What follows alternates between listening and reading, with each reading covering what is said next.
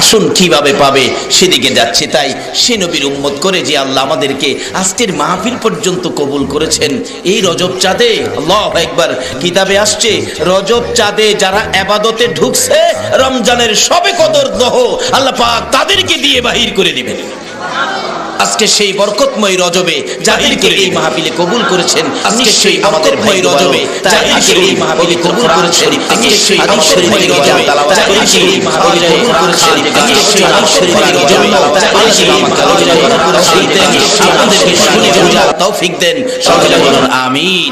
তাই আসুন আমরা আখিরি নবীর উম্মত, আমরা অত্যন্ত দামি অত্যন্ত লাভবান উম্মত। আসুন আলোচনায় যাচ্ছি, তার আগে মহব্বতে আরো কয়েকবার দুরূদ শরীফ পড়ুন, আমি সরাসরি আলোচনায় ঢুকে যাব। আল্লাহুম্মা সাল্লি আলা সাইয়্যিদিনা মুহাম্মাদ আল্লাহুম্মা সাল্লি আলা সাইয়্যিদিনা মুহাম্মাদ নবী মাওলানা মুহাম্মাদ নবিয়ানা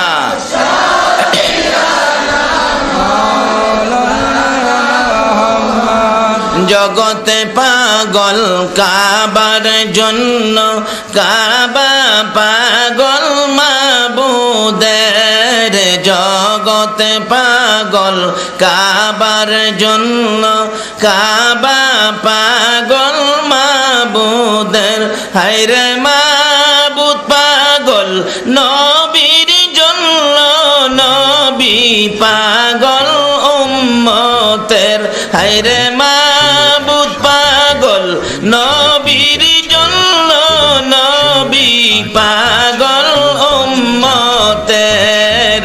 আল্লাহুম্মা সাল্লি আলা সাইয়্যিদিনা মুহাম্মাদ আল্লাহুম্মা সাল্লি আলা সাইয়্যিদিনা মুহাম্মাদ নবী শাফিয়ানা মাওলানা মুহাম্মাদ নবিয়ানা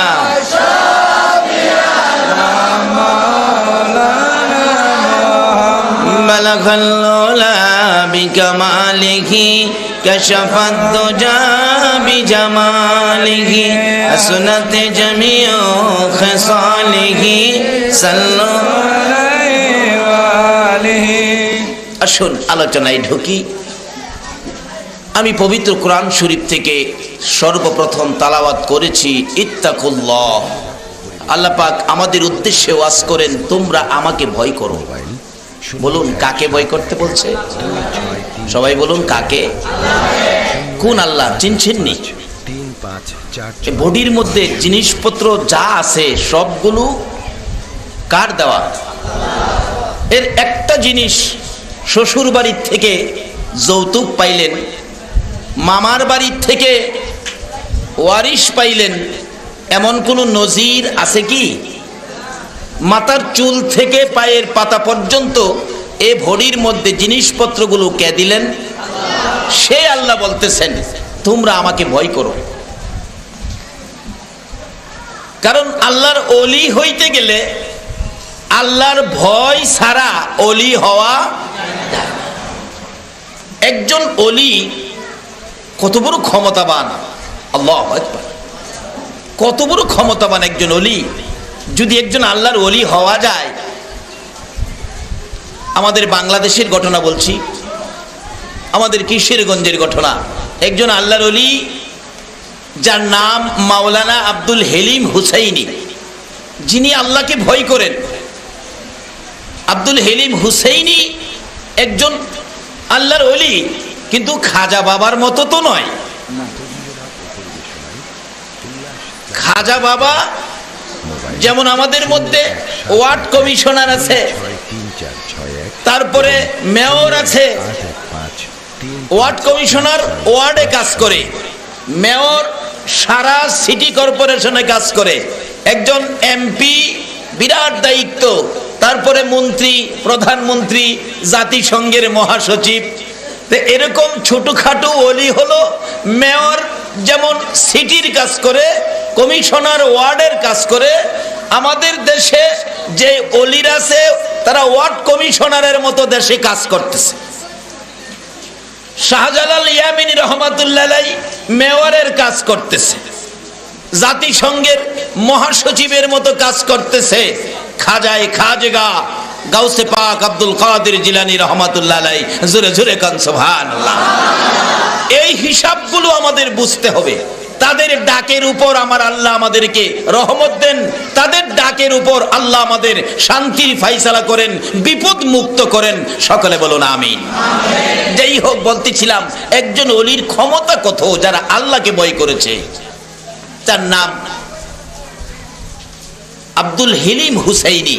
উনি একদিন তার এক মুরিদকে রাত্রে গভীর একটা চিঠি লিখে বলতেছেন, বাবা চিঠিটা নদীর ওই পার।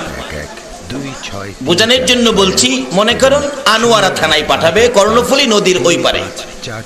তার বাড়ির থেকে ছোট্ট একটা নদী, বলছে নদীর ওই পারে আমার একজন বন্ধু আছে, বন্ধুর কাছে আমার চিঠিটা পৌঁছে দিয়ে আসো।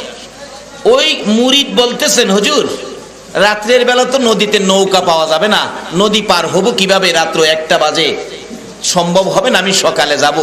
আল্লাহর ওলি আব্দুল হেলিম হুসাইনি বলেন, না তোমাকে রাত্রেই যাইতে হবে। হুজুর নৌকা তো পাবো না। আরে বাবা তুমি যাও না। ও আল্লাহর ওলির নির্দেশে ওই মুরিদ চিঠি হাতে নিয়ে হাঁটতে শুরু করলো। হাঁটতে হাঁটতে নদীর ওই পারে আল্লাহর ওলির বন্ধুর বাড়িতে পৌঁছলো, কোনো নদী টদী পাওয়া গেল না। 2634661 এবং 0 ডাকতেছি, হুজুর আমি যে আপনার বাড়িতে আসলাম, নদী কই, নদী তো পাইলাম না। আল্লাহর ওলি বলেন, বাবারে নদী তো নদীর জায়গায় আছে। কয় না হুজুর আল্লাহর কসম করে কই, আমি শুকনা দিয়ে হাইটাইছি, নদী পাই নাই। তাইলে তুমি থাকো, সকালে তোমাকে নদীটা আমি দেখাবো। হুজুর আমি থাকবো। ওই ওলি বলতেছেন, তুমি যদি নদীর কথা আমারে জিজ্ঞেস না করতা, আমিও তোমারে নদী ছাড়াই পাঠাইয়া দিতাম। এখন যখন জিজ্ঞেস করছো, তোমাকে নদী দেখাবো। সকালবেলা নাস্তা পানি খায়া রৌদ্র উঠে গেছে, পরিষ্কার হলো, আসতেছে, আয়সা দেখে নদীর ঘাটে মাঝিরা নৌকা নিয়ে বসে আছে। ওই ভদ্রলোক জিগায়, এই মাঝিরা তোমরা রাত্রে কোথায় আছিলা? ওই লোকটা কি কইরে, রাত্রে কই থাকবো, নৌকায় আসছিলাম। নৌকা কই আসছিল বলো? নৌকা তো পানিতে থাকে, নদীতে থাকে। নদী কই আসছিল বলো? সবাই দৌড়ছে, তারে মাথায় পানি দে, এই কই নদী বলে কই আসছিল। কই আল্লাহর কসম করে বলি, আমি রাত্রে হাইটা পার হয়ে গেছি, নদী টদী আমি দেখি নাই। একজন আল্লাহর ওলি, বাংলাদেশের ওলি, যদি নদীর উপরে শুকনা রাস্তা করে আপনাকে পার করে দিতে পারে, বলুন খাজায়ে খাজগা যিনি আতায়ে রাসূল, রাসূলের নির্দেশে যিনি হিন্দুস্তানের জমিনে আসছে, ইনি কি প্রয়োজন হলে ফুল সিরাতের ফুল পর্যন্ত পার করে দেওয়ার ক্ষমতা রাখে কিনা? আজকে সেই খাজায়ে খাজগার আলোচনা হবে। আপনারা কি সেই খাজার পক্ষে সময় দিতে রাজি আছেন? সকলে পারবে না, যার ভাগ্য ভালো সেই পারবে। কারণ খাজার পক্ষে সময় দেওয়া মানে জাহান্নামের আগুন থেকে মুক্তি পাওয়া। তার বাস্তব খাজা বাবা ছোটকালেই খাজা উসমান হারুনির কাছে মুরিদ হয়েছেন, বাইয়াত গ্রহণ করেছেন। খাজা উসমান হারুনি এত বড় বুজুর্গ ছিলেন, ছোটকালেই খাজায়ে খাজগা বেলায়েতের উচ্চ স্তরে পৌঁছে গেলে একদিন বলতেছিলেন, এ মঈনুদ্দিন, পরীক্ষা করতেছেন মঈনুদ্দিনকে, মঈনুদ্দিন ওই যে আগুন পূজারীরা আগুনের পূজা করে, তুমি একটু আগুন নিয়ে আসো আমার জন্য। মঈনুদ্দিন আগুন আনতে গিয়ে বলতেছেন, আমার হুজুর কেবলা আগুন চাইছে, একটু আগুন দেবেন? আগুন পূজারীরা বলেন, বাবারে আগুন তো দেওয়ার জন্য নয়, আমরা পূজা করি। খাজা মঈনুদ্দিন বলে, আগুনের পূজা করেন কেন? আগুনের পূজা না করে আগুনের মালিকের পূজা করেন। বাচ্চা তখন, আগুনের মালিকের পূজা করেন। বাবারে আমরা আগুনের পূজাই করি, তাহলে আপনার একজন আগুনের ভিতরে যান তো, আগুনের ভিতরে যান। সবাই কয় এ কি পাগল নাকি ছেলেটা, আগুনের ভিতরে কি যাওয়া যায়? আগুনে তো পুইরা ছাই ছাই করে দিবে। খাজা মঈনুদ্দিন বলেন তাহলে আমি তো আগুনের পূজা করি না, আগুনের মালিকের পূজা করি, আমি একটু আগুনে যাই। সবাই কো ছেলেটা কি পাগল নাকি, আগুনে গেলে তো মারা যাবে, পুরে শেষ হয়ে যাবে। ঠিক আছে আপনারা দেখেন আমি আগুনের ভিতরে ঢুকি। খাজা মঈনুদ্দিন চিশতি রহমতুল্লাহ আলাইহি আস্তে করে আগুনের ভিতরে ঢুকে গেলেন। পরিবেশনায় উল্লাস ইব্রাহিম আলাইহিস সালামকে নমরুদ আগুনে ফেলাইলো। 0171 আল্লাহ পাক নোটিশ করে কোরআন শরীফ কুলনা ইয়া নারু কুনি বারদাও ওয়া সালামান আলা ইব্রাহিম, আল্লাহর নোটিশে আগুন ঠান্ডা হয়ে ফুল বাগিচা হয়ে যায়। আখেরি নবীর উম্মত খাজা মঈনুদ্দিন আতায়ে রাসূল আগুনের ভিতরে ঢুকলো, নোটিশ ছাড়াই আগুন ফুল বাগিচা হয়ে গেল। আমরা আখেরি নবীর উম্মত, আমাদের দাম অতি বেশি, কিন্তু আজকে সেই নবীর উম্মত বিশ্বজুড়ে আজকে অধপতন কেন? সেই নবীর সাথে সম্পর্ক, বেলায়েতের ওলিদের সাথে সম্পর্ক ছেড়ে দেওয়ার কারণে মুসলমানদের অধপতন। রাসালাতের প্যাকেটের ভিতরে ঢুকুন, না হয় বেলায়েতের প্যাকেটে ঢুকুন, কোনো বিপদ আপনাকে পাবে না। একজন বেলায়েতের ওলির হাত কত পাওয়ার, কত লম্বা, কত শক্তি, আল্লাহু আকবার বলুন। সামনে আসতেছে, উনি আগুনের ভিতরে বসে আছে। কিছুক্ষণ পর আগুন থেকে বাহির হইয়া আগুনের পূজা করে এক ঠাকুর সাহেবের ছেলে কোলে নিয়ে দেখতেছিলেন, ঠাকুরের কুল থেকে বাচ্চাটাকে নিয়ে আসলেন। এই জন্য আমি মঈনুদ্দিনের গায়ে আগুন তো ধরলো না, কিন্তু আমি মঈনুদ্দিনের পক্ষে যারা থাকবে তাদেরকে আগুনে ধরে কিনা আমি একটু দেখব। ওই ঠাকুরের পোলাটা টান্দা কোলে নিয়ে আগুনের ভিতরে ঢুকলো। সকল পূজারীরা বলেন আরে মরে মরে মঈনুদ্দিন মরতো, আমাদের ঠাকুর কর্তার পোলাটা কেন নিল? মোবাইল কি করলো, বাচ্চাটাকে মেরে ফেললো। কিছুক্ষণ পর আগুনের ভিতরে দাঁড়িয়ে দেখে মঈনুদ্দিনের পক্ষে থাকার কারণে ঠাকুরের পোলার গায়েও আগুন ধরে। এটা হিন্দুস্তানের ঘটনা, আমাদের বাংলাদেশে আসুন, আগুন ধরবে না যদি এই নবীর উম্মত হতে পারেন।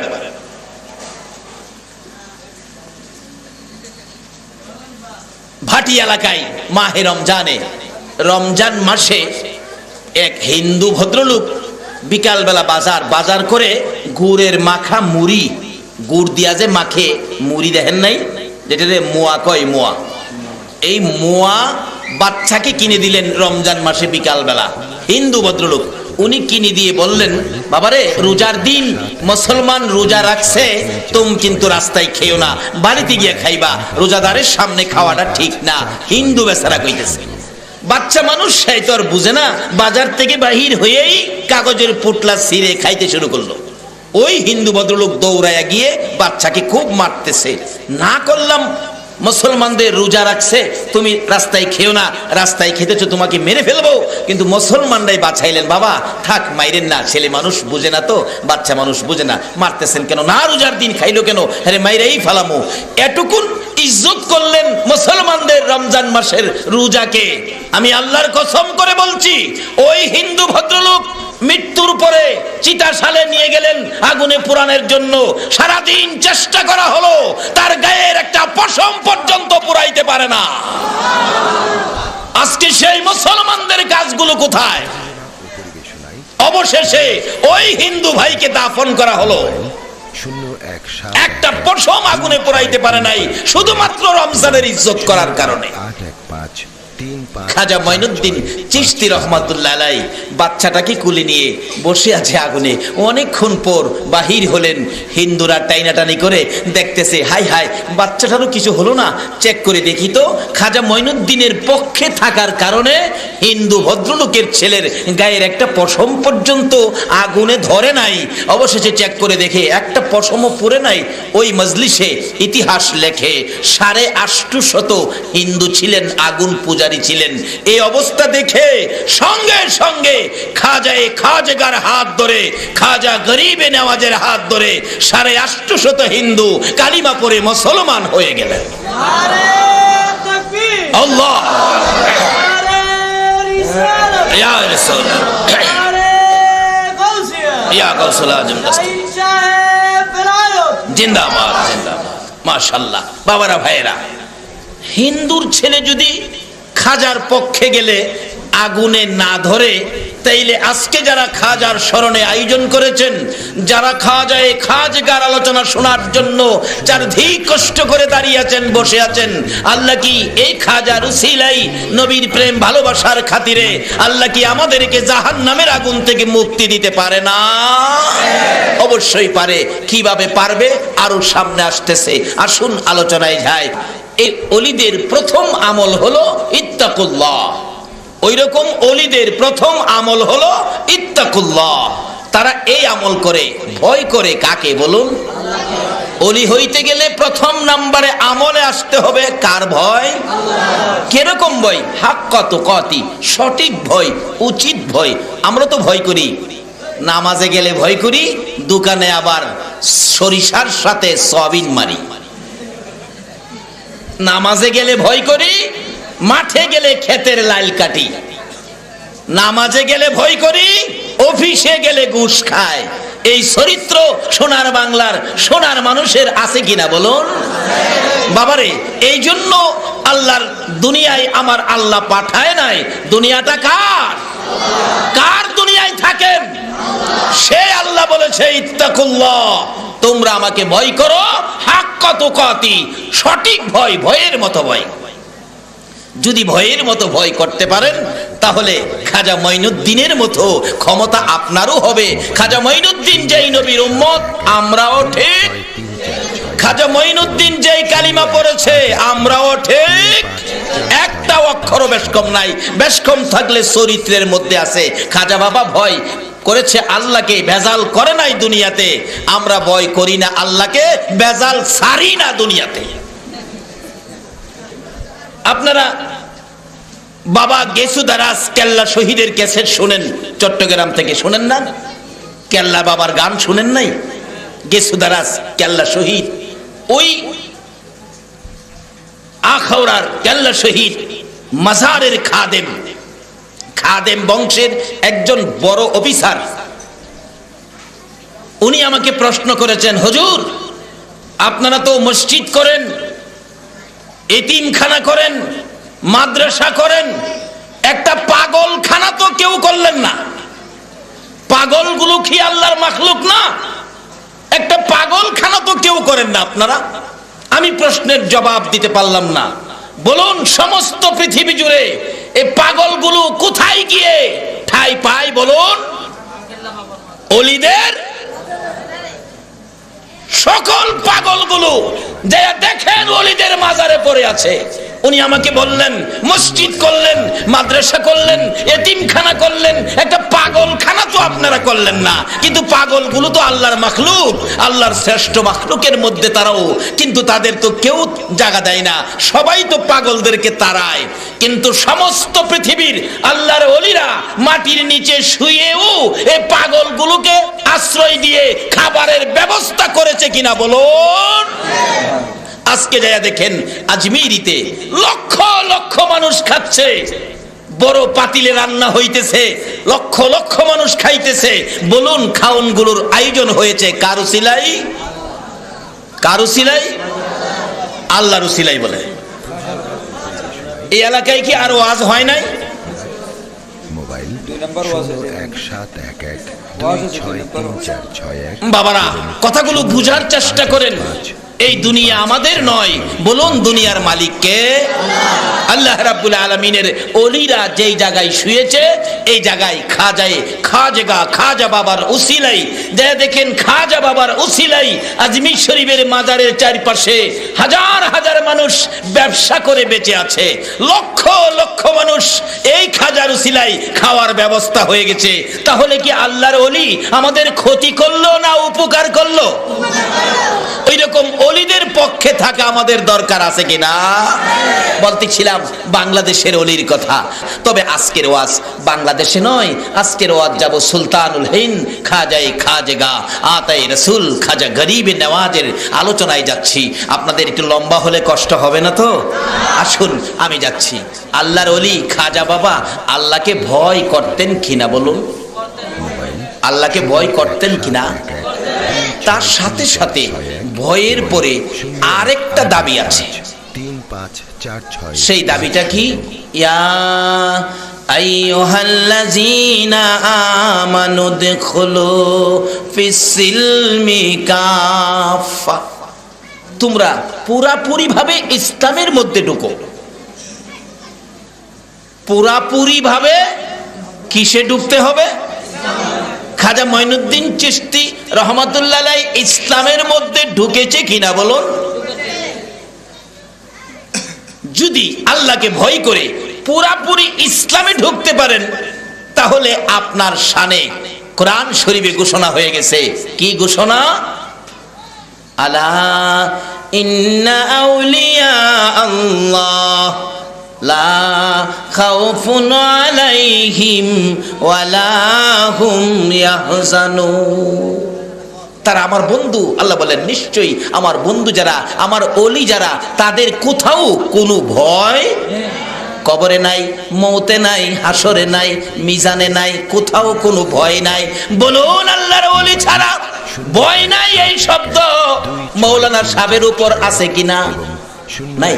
8 1 5 3 5 মৌলানা সাহেবের উপর নাই, ইমাম সাহেবের উপর নাই, বক্তা সাহেবের উপর নাই, ডিসি সাহেবের উপর নাই, এমপি সাহেবের উপরে নাই, মন্ত্রীর উপরে নাই, সেনাবাহিনীর প্রধানের উপরে নাই, বুশের উপরে নাই, জাতিসংঘের মহাসচিব উপরে নাই। শুধু একজনের উপরে আছেন যাদের কোনো ভয় কোথাও নাই, তারাই হলো আল্লাহর ওলি।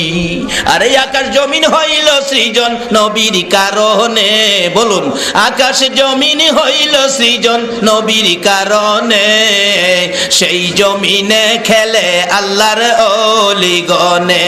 হায়রে সেই জমিনে খেলে আল্লাহর, আকাশ জমিন হইল সৃজন নবীর কারণে, আকাশ জমিন হইল সৃজন নবীর কারণে, সেই জমিনে খেলে আল্লাহর ওলি গনে। হায়রে সেই জমিনে খেলে আল্লাহর। যাইয়া দেখো হিন্দুস্তানে শত শত ওলি গনে, যাইয়া দেখো হিন্দুস্তানে শত শত ওলি গনে। প্রেমের রশি বাঁধছে তারা মদিনার শনে, প্রেমের রশি বাঁধছে তারা মদিনার শনে, সেই জমিনে খেলে আল্লাহর ওলি গনে। হায়রে সেই জমিনে খেলে আল্লাহর।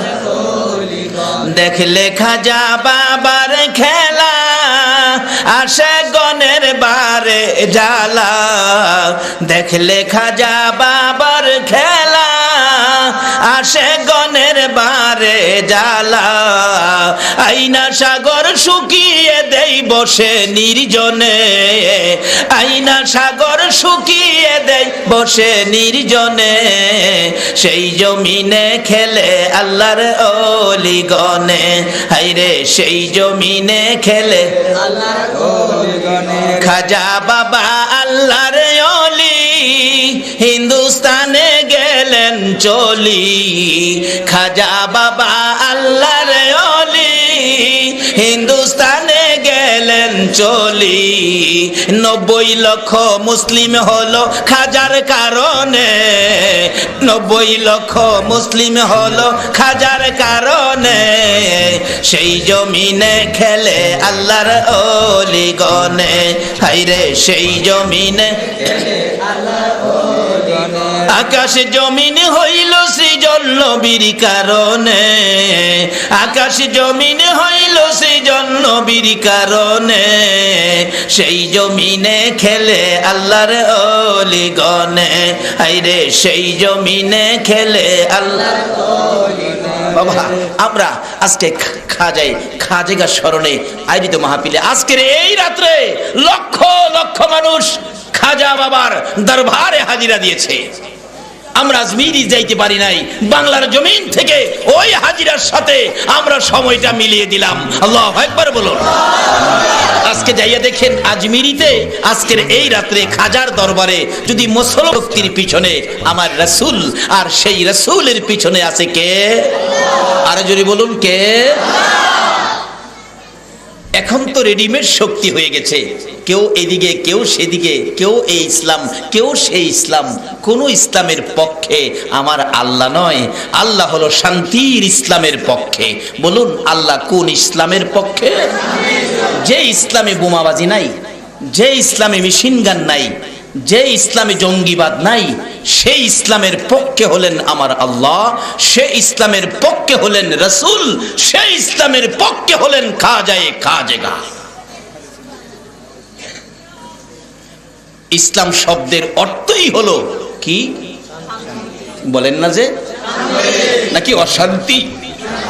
ইসলাম শব্দের অর্থ আগুন পূজারীদেরকে এই অবস্থা করেছে। খাজা উসমান হারুনি বলেন, মঈনুদ্দিন আমি তোমাকে পরীক্ষা করেছি, নিশ্চয়ই তুমি বেলায়েতের উচ্চ স্তরে পৌঁছে গেছো। আসো খানায় কাবায় গিয়ে আমার আল্লাহর সামনে, আল্লাহর ঘরের সামনে তোমাকে হাজিরা দিয়ে আল্লাহর দরবারে তোমাকে কবুল করে নিয়ে আসি, আল্লাহর দরবারে তোমাকে হাজিরা দিয়ে নিয়ে আসি। খাজা মঈনুদ্দিনকে নিয়ে খাজা উসমান হারুনি রহমাতুল্লাহ আলাইহি ওই আল্লাহর ঘরের সামনে যাইয়া ডাকতেছে, ও খানায় কাবার মালিক, আমার মঈনুদ্দিনকে তুমি কবুল করো। গায়েবী আওয়াজ হইতেছে, ও খাজা উসমান হারুনি, তোমার মঈনুদ্দিনকে আমি আল্লাহ কবুল করেছি। তাহলে আমরা কার পক্ষে বসেছি? যাকে আমার আল্লাহ কবুল করেছে। এখন খাজা উসমান হারুনি বলেন, তার জীবনীতে লেখেন, এখানে শুধু আল্লাহর সাথে হাজিরা শেষ করে চলে গেলে চলবে না, মদিনার কামলেওয়ালা নবীর সাথে দেখা করাইতে হবে। নবীজির রওজার পাশে নিয়ে ডাকতেছে, নবীজির রওজার পাশে। বলুন নবীজির রওজার পাশে যদি কোনো আশেক ডাক দেয়, নবী জবাব দিবেনি নাকি মরে গেছে? আপনাদের আকীদা বিশ্বাস কি? নবী কি মৃত নবী না জীবিত নবী? নবী ইচ্ছে করলে এখনো উম্মতের কিছু দিতে পারবে কিনা, তার বাস্তবতায় আসুন। নবীজির একজন আশেক ছিলেন, নবীজি রওজার পাশে গিয়ে পড়ে আছে, নবী গো আপনি না খাওয়াইলে আমি খাবো না, আপনি না খাওয়াইলে আমি খাবো না। নবীজি বলতেছেন, ও পাগল, আমি না খাওয়াইলে খাবি না? আমার চুলায় কি এখন রান্না হয়? হ্যাঁ রান্না হয় না, তুই খাবি না? রান্না তো নাই। ওই আশেক বলতেছেন, রান্না টান্না বুঝি না, আপনি না খাওয়াইলে আমি খাবো না। কি করব, না খাইয়া থাকতে থাকতে একেবারে দুর্বল হয়ে গেছে। এটা কোন দলের আলেমের অস্বীকার করার কোনো ক্ষমতা নাই। হেরা জানে কিন্তু মানে না। অবশেষে রাত্রে একদিন নবী পাক উম্মতের কান্ডারি দরদি নবী দুইটা রুটি ওই আশেকের হাতে দিয়ে গেলেন। স্বপ্নে ঘুমের ঘরে দুইটা রুটি পাইলেন। আমরা স্বপ্নে অনেক সময় অনেক কিছু পাই না, খালি পাই খাই না, কত কিছু খাই। এক বেচারা স্বপ্নে দেখে দেশি মুরগির রান, চিকন চাউলের পোলাও। কি খাওয়া রে স্বপ্নে। আবার যে গোশতের রানে ধরে টান দিছে না, হাত ছুঁইটা গিয়া বাচ্চার মা নাহের মধ্যে লাগছে। বাচ্চার মা তো ঘুম থেকে উঠছে, হায় হায় হায় আমার নাক শেষ করে ফেলাইছে। এই চিল্লানিতে বেচারির ঘুম ভাঙছে। কিছে বাতি জ্বালাইছে, কুপির বাতি, বিদ্যুৎ ছিল না। কিছে, তুমি তো আমার নাক ফাড়াইলেছো। দেখ নাক ফাড়াইলে ফাড়াইছি, যা একটা খাউন খাইছি। কও কি খাইলা? আমি তোমার কাছে আমারে দিলা না, একা এত খাউন খাইলা? বেচারি মহিলা বাতি নিয়ে স্বামীর কাছে গেছে, কি খাইছে দেখতো, যায় দেহে খাতা সিরা মুহ দেয়াতে রাখছে। তা আমাদের স্বপ্নে খাওয়া হলো খাতা ছিঁড়া খাওয়া। বলুন নবীর আশেক নবীর দেওয়া স্বপ্নে খাইবে, এটা কি স্বপ্ন হবে নাকি বাস্তব হবে? নবীর আশেকে বলেন, আমি নবী পাকের দেওয়া 2 রুটি হাতে লইয়া পেটের খিদার যন্ত্রণায় খাইতে শুরু করলাম। খাইতে খাইতে 1 রুটি খাইলাম, আরেক রুটির অর্ধেক রুটি খাইলাম। 1.5 রুটি খেয়ে আর অর্ধেক রুটি আমার হাতের মধ্যে ছিল। এমনি সময় আমার ঘুম ভেঙে গেল। এমনি সময় ঘুম ভেঙে গেলে হাতের দিকে তাকাইয়া দেখি রে আল্লাহর কসম, নবীর দেওয়া 2 রুটির অর্ধেক রুটি এখনো আমার হাতের মধ্যে রয়ে গেছে। এই নবী কিছু দেওয়ার ক্ষমতা এখনো আছে কিনা? আর যদি বলুন আছে। আমরা এই নবীর সঙ্গে থাকবো, রাজি আছে? আল্লাহ তুমি কবুল করো, সকলে বলো না আমিন। বাবারা, এই রাস্তাগুলো ছেড়ে দেওয়ার পরেই তো আমাদের অ্যাক্সিডেন্ট, আমাদের অধপতন, আমাদের বিপদ এসে গেছে। আমাদের নবী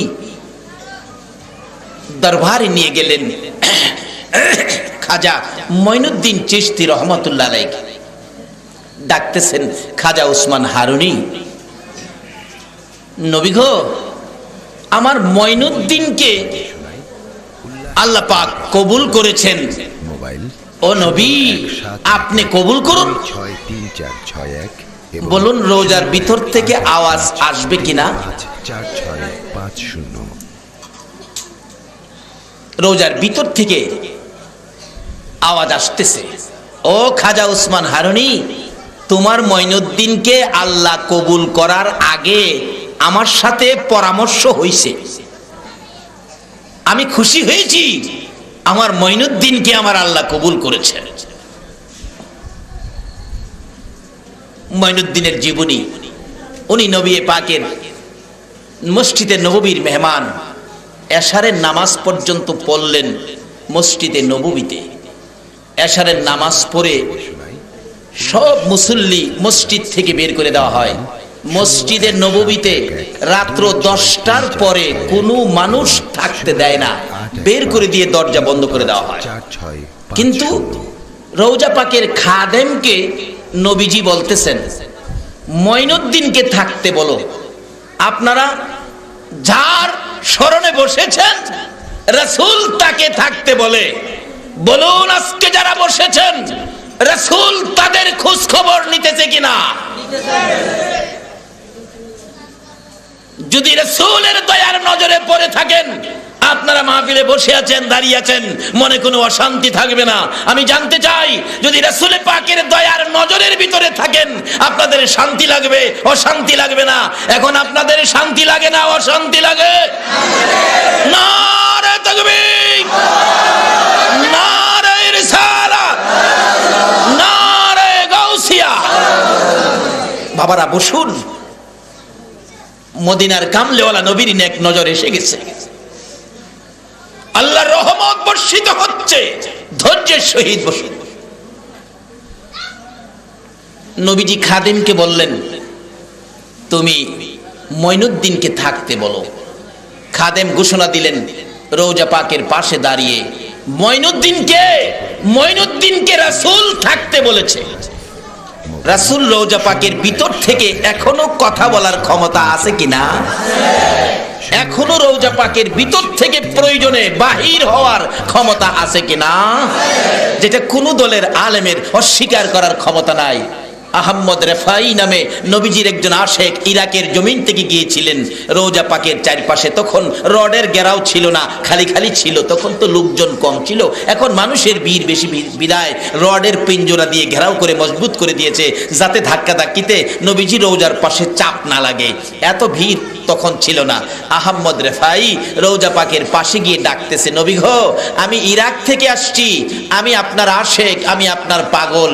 ও নবী, কথা বলেন। বলেন আমি আপনার সাথে কথা বলবো, কথা না বললে আমি যাব না। এইভাবে অনেক ডাকাডাকি করলেন, কোনো সারা শব্দ পাইলেন না। অবশেষে আহমদ রেফাই উনি ডাকতেছেন, হুসাইন তো নবীকে ভালোবাসতেন, নবীও হুসাইনকে ভালোবাসতেন। দেখি হুসাইন যে নবীকে নানা বলে ডাকতেন, নানা খুশি হতেন। আমি হুসাইনের মতো নাতি হইয়া নানা কইয়া ডাক দিয়া দেখি ওই নাতির মহব্বতে নি আমার সাথে কথা বলে। এবার আহমদ রেফাই ডাকতেছে আর ঘুরতেছে, নানা নানা গো আমি হুসাইন, ও নানা আমি হুসাইন। যে হুসাইনকে নবী বুকে নিয়ে বলতেন, হুসাইন তুমি আমার আমি তোমার, তোমাকে যে কষ্ট দেয় সেই যেন আমি রাসূলকে কষ্ট দেয়। 2634661 আহমদ রেফাই 0181 ঘুরতেছে, চোখের পানি ছেড়ে ছেড়ে নানা নানা কইয়া ডাকে, হুসাইনের অভিনয় করে ঘুরতেছে। হাজী সাহেবরা চারদিক দাঁড়ায়া দেখতেছে, কিতাব লেখে, ইতিহাস লেখে, 15 থেকে 25,000 হাজি হবে আনুমানিক, চারদিক দাঁড়ায়া রইছে দেখার জন্য। হঠাৎ করে নানা নানা বলে ডাকে, হুসাইনের অভিনয় করে। আমার নবী হুসাইনের অভিনয়ের নানা ডাক আর যেন কলিজা মানে না। রোজা পাকের মাঝখান দিয়ে এই পর্যন্ত হাত আমার নবী বাহির করে দিয়েছে। পারলে বলেন কথাটা মিথ্যা, পৃথিবীর কারো ক্ষমতা নাই মিথ্যা বলার। নানা বলে ডাক দিলেন। হুসাইনের অভিনয়ে আহমদ রেফাইর সাথে সাক্ষাতের জন্য নবীজি এই পর্যন্ত হাত মুবারক বাহির করে দিয়েছিলেন। বলুন সেই নবী এখনো কথা বলার ক্ষমতা আছে কিনা? সেই মদিনা যদি সুযোগ পান বলুন একবার যাইবেন কিনা? আসুন বাবারা ভাইরা, হাত নামান। এই হাতগুলো আমার আল্লাহ দেখছেনি, নবী মনো দেখে নাই, নবীও দেখছে। যদি নবীর কাছে মায়া লাগে, নবী যদি বলে আল্লাহ গো এই পাগলগুলো রে একদিন মদিনা আসার তৌফিক দাও, বলুন আল্লাহ নেওয়ার ক্ষমতা আসেনি? বলে হুজুর আমার তো টাকা নাই। টাকা ছাড়াও আল্লাহ ইচ্ছা করলে নবীর আশেক রে মদিনা দেখাইবার ক্ষমতা আছে। কিতাবে আছে একটা পিঁপড়া, 711 আফ্রিকার জঙ্গলের একটা পিঁপড়া, রাত্রে ঘুমায় না, কান্দে, কি বলে? মদিনা যাব কেমনে, নবীজির প্রেমের আগুন জ্বলে যে মনে। বলুন লোকটা কে? প্রাণীটা কি? পিঁপড়া কান্দে। মদিনা যাব কেমনে, নবীজির প্রেমের আগুন জ্বলে যে মনে। পিঁপড়ার কান্দা আমার আল্লাহ কি শুনে? কয় কি পিঁপড়ার কান্দাও শুনে? আমার আল্লাহ বলেন, এখানে কাবার কবুতর রে, আমার নবীর আশেক পাগল আফ্রিকার জঙ্গলে কান্দে রে, আমার বন্ধুর রোজা দেখার জন্য, আমি আল্লাহর খানায় কাবা দেখার জন্য। খানায় কাবার কবুতর রে, আজকের জন্য খানায় কাবার পাশের খানা আমি বন্ধ করে দিলাম। খানা নাই। হজে যারা গিয়েছেন কবুতররে যে খাবার দেয় জায়গাটা দেখছেন কি? হাজিরা নাই এখানে? হুজুর জান নাই? এই তো গেছে, ওই তো চোখের পানি আইছে, চোখের পানি আসছে। আল্লাহু আকবার বলো। রাসূলের ভালোবাসার কোন ব্যক্তি যদি চোখের পানি ছাড়ে, এই চোখের পানি আল্লাহর আরশের চাইতেও দামি হয়। এই চক্ষুওয়ালাকে জাহান্নামের আগুনে ধরবে না।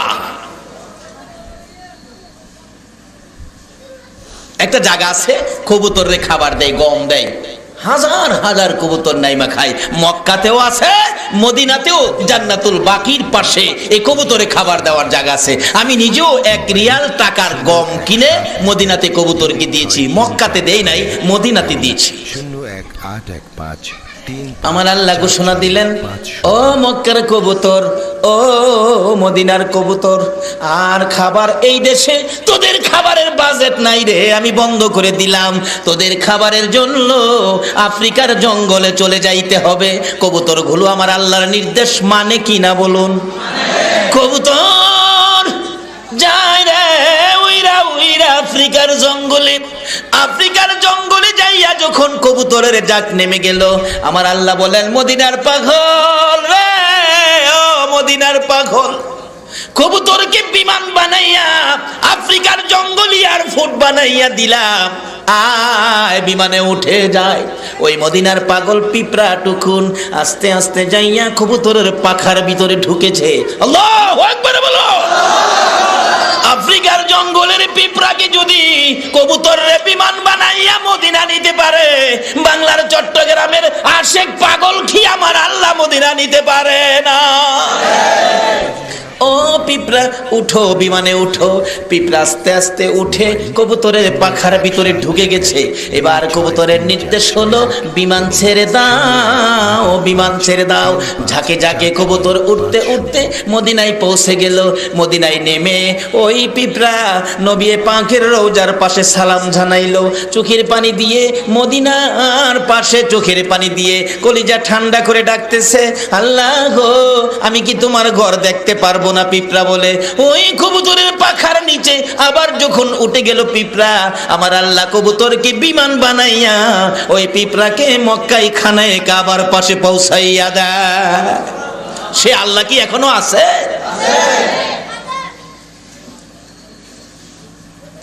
আছে কই?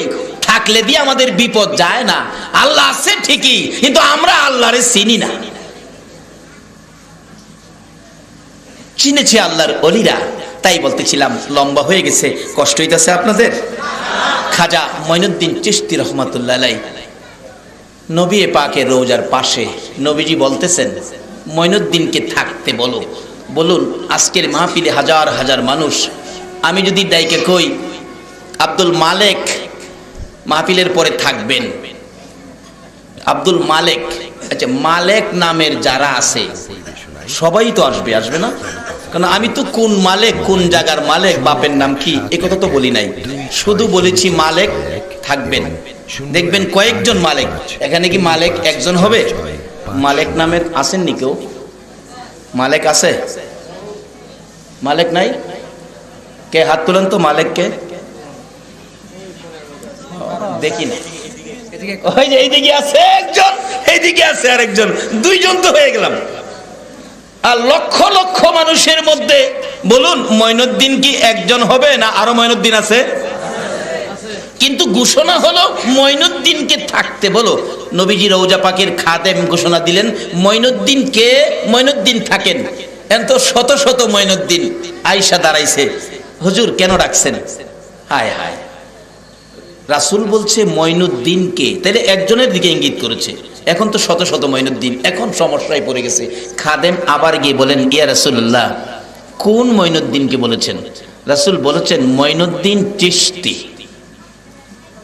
এখন ঘোষণা হলো মঈনুদ্দিন চিশতিকে, অর্থাৎ চট্টগ্রামের মঈনুদ্দিনকে। এখন ক্লিয়ার হয়ে গেল না?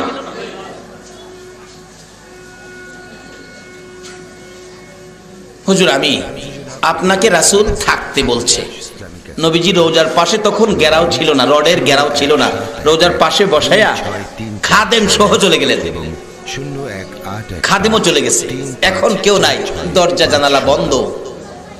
মঈনুদ্দিন, খাজা মঈনুদ্দিন চিশতি রহমাতুল্লাহ আলাইহি বলেন, আমি রওজার পাশে চুপ করে বসে আছি। কিছুক্ষণ পর দেখি উদিত সূর্যের মতো, পূর্ণিমার চাঁদের মতো রওজা পাকের মাঝখান দিয়ে নবী পাক উপরে উঠে বসে গেছে। মঈনুদ্দিন সহ্য করতে পারে নাই, বেহুশ হয়ে গেছে। আমার নবী উম্মতের দরদি নবী, মদিনার কামলেওয়ালা নবী ডাকতেছে, মঈনুদ্দিন রে বেহুশ হইলে হবে না, আমি বেলায়েতের আলু তোর হাতে দিয়ে হিন্দুস্তানের জমিনে পাঠাইবো। অন্য কোন জামাত পাঠায় নাই, বেলায়েতের জামাত পাঠিয়েছে। 4650 নবীর পক্ষ থেকে আসার কারণেই তাকে বলা হয় আতায়ে রাসূল। আমরা তো 10 জন 5 জন মিলেই জামাত করে ফেলাই, কিন্তু নবীর পক্ষ থেকে কারা আসছে তাদের হাতে হাত মিলান। এটাই হবে সত্যিকার অর্থে ইসলামের জামাত। খাজা মঈনুদ্দিন চিশতি রহমাতুল্লাহ আলাইহিকে নবী পাক সান্ত্বনা দিয়ে বলতেছেন, বেহুশ হলে চলবে না, আমার পক্ষ থেকে তোমাকে দায়িত্ব দিয়ে হিন্দুস্তানের জমিনে পাঠাইতে চাই।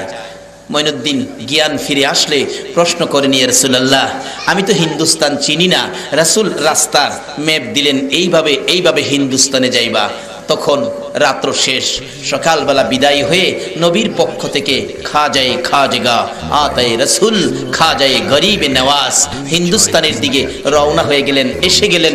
এর মধ্যে বহু ঘটনা, রাত্র চলে যাবে, শেষ হবে না আলোচনা, সংক্ষেপ করে দিলাম।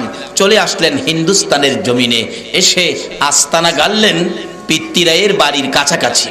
এর মধ্যে অনেক কিছু হয়েছে। পিত্তিরাই খবর পাইলেন মঈনুদ্দিন নামে মুসলমানের একজন বেলায়েতের ফকির এসে গেছে, না জানি আমার উপর আক্রমণ করে, তোমরা তাকে মঈনুদ্দিনকে এখান থেকে তাড়াতাড়ি সরিয়ে দাও। মঈনুদ্দিনকে সরিয়ে দেওয়ার জন্য একজন লোককে দিয়ে আগে খবর দিলেন, মঈনুদ্দিন কোথায় কি করে দেখে আসো। দেখে এক জায়গায় আস্তানা করে ভক্তবৃন্দদেরকে নিয়ে বসে আছেন। এক ঝাঁক হিন্দুদেরকে পাঠাইলেন, তোমরা যাইয়া মঈনুদ্দিনকে গায়ের জুড়ে ধাক্কা দিয়ে তাড়িয়ে দাও। আল্লাহ বলেছেন, আমার ওলিদের সাথে যারা বেয়াদবি করবে আমি তাদের বিরুদ্ধে যুদ্ধ ঘোষণা করব। আচ্ছা বলুন, আল্লাহর সাথে যুদ্ধ করে কেউ পারবেন? আল্লাহর সাথে যুদ্ধ করতে গিয়েছিল নমরুদ। নমরুদ বলে, ইব্রাহিম তোমার সাথে কি যুদ্ধ করব? আমি যুদ্ধ করব তোমার আল্লাহর সাথে। মাঠে অস্ত্র শস্ত্র নিয়ে, তীর ধনুক নিয়ে, লোক লস্কর নিয়ে ময়দানে গিয়ে বসে আছে, আল্লাহর সাথে যুদ্ধ করবে। আচ্ছা বলুন, আল্লাহ কি নমরুদের সাথে যুদ্ধ করতে আসবে? আল্লাহর কি আর কেউ নাই? বিকাল হয়ে গেল, আল্লাহ তো আসে না। ইব্রাহিম নবীর দিকে লক্ষ্য করে ডাকে নমরুদ, ইব্রাহিম কই তোমার আল্লাহ তো আসে না, মনে হয় ভয় পাইছে। নাউজুবিল্লাহ কোন তা না হলে আসে না কেন? লুকায়ে রইছে বুঝি? আকাশেও থাকতে দেব না। এই কত বড় বেটা, আমার আল্লাহরে বলে আকাশেও থাকতে দেবে না। একজন সৈন্যকে নির্দেশ দিলেন, তীর মারো আকাশের দিকে। মারছে তীর। আল্লাহ কয়, ও ফেরেশতারা, এর তো বড় ইচ্ছা হইলো আমারে মারতো, একটা কাজ কর, একটা পাখি জব করে তীরের আগায় রক্ত লাগাইয়া দে। তীরের আগায় রক্ত লাগাইয়া দিলেন। এই তীর আবার ঘুইরা জমিনে পড়ছে নমরুদের সামনে। নমরুদ হাতে নিয়ে দেখে তীরের মধ্যে রক্ত। আকাশ থেকে যখন তীরের রক্ত, তাহলে কি হইল? আল্লাহ মাইরা ফেলাইছে। ইব্রাহিম এই তো শেষ, আর কারে আল্লাহ রাখবা? আচ্ছা এই খবরে ইব্রাহিম নবী হাসে না কাঁদে? ইব্রাহিম কয়, আচ্ছা ঠিক আছে, মাইরে ফেলালে তো ফেলাইছই, পারলে ময়দান থেকে যাইও গা, যুদ্ধ শেষ, চলো আমরা যাইগা। আল্লাহ কয়, হ্যাঁ রে, আর সারণ যায় না। বলুন, এই নমরুদ বাহিনীর বিরুদ্ধে, এত বড় শক্তিশালী বাহিনী যারা আল্লাহর সাথে যুদ্ধ করতে যায়, ওই বাহিনীর বিরুদ্ধে আমার আল্লাহ কোন বাহিনী মোতায়েন করেছিল? কয়না দি ঘুমাই রেছেন আপনারা? বাহিনীটার নাম কি? আরে একজনের কাছে শুই নাও তো, আরেকজনের শিক্ষা হওয়া দরকার। বলুন বাহিনীটার নাম কি? আরো জোরে কর, নাম কি? আচ্ছা বলুন, এর চেয়ে দুর্বল আর কোন প্রাণী আছে? সে আল্লাহর ওলিদের সাথে লড়াচড়ি করেন না, সোজা কইরা লাইব। ওলিদের পক্ষে আসুন, বিজয় হবে মুসলমানদের। বাবার, আমি কি কথাগুলো বুঝাইতে পারতেছি? সংক্ষেপ করে দিলাম। বলতেছিলাম, খাজায়ে খাজগা বসে আছে, হিন্দু ভাইয়েরা এসে ডাকতেছে, ও মঈনুদ্দিন এই জায়গা ছেড়ে দেন। ছেড়ে দেবেন না হয় আমরা এখান থেকে ধাক্কা দিয়ে বাইর করে দিব। আল্লাহ কয়, আমার ওলিরে ধাক্কা দিবি? সম্ভব হবে না। খাজা মঈনুদ্দিন বলতেছেন, বাবারা আপনারা আসছেন, বসেন, কথাবার্তা বলেন, কি হয়েছে, ব্যাপারটা কি, বসেন। সবাইরে বসাইছে। বসাইছে পরে আর কতক্ষণ বসে থাকবো, আমরা এখন চলে যাব। চলে যাবেন? যান। দেখে হগলেরই পাছা খানি মাটির সাথে লাইগা গেছে, খালি টানে কিন্তু। মোবাইল 0171126। এটা কি ওলিদের কারামত? ওলিদের বিশ্বাস হয়নি? না হইলে ঈমান নাই। কারণ নবী বলছেন কারামাতুল আউলিয়ায়ে হাক্কুন, ওলিদের কেরামত সত্য। এই কথা যদি কেউ অবিশ্বাস করেন আপনার ঈমান নষ্ট হয়ে যাবে। ঈমান নষ্ট হয়ে গেলে টুপির দাম নাই, দাড়ির দাম নাই, নামাজের দাম নাই, রোজার দাম নাই, হজের দাম নাই, মৌলভী সাহেবের দাম নাই, কোন সাহেবের দাম নাই। বন্দুক আছে, গুলি নাই, এই বন্দুকের কোনো দাম আছে? গুলি হইল ঈমান। বাবারা কষ্ট হইতাছে আপনাদের? খাজাইগা বলেন বসেন, বসছে আর উঠতে পারে না, এই যে টানাটানি করে উঠতে পারে না।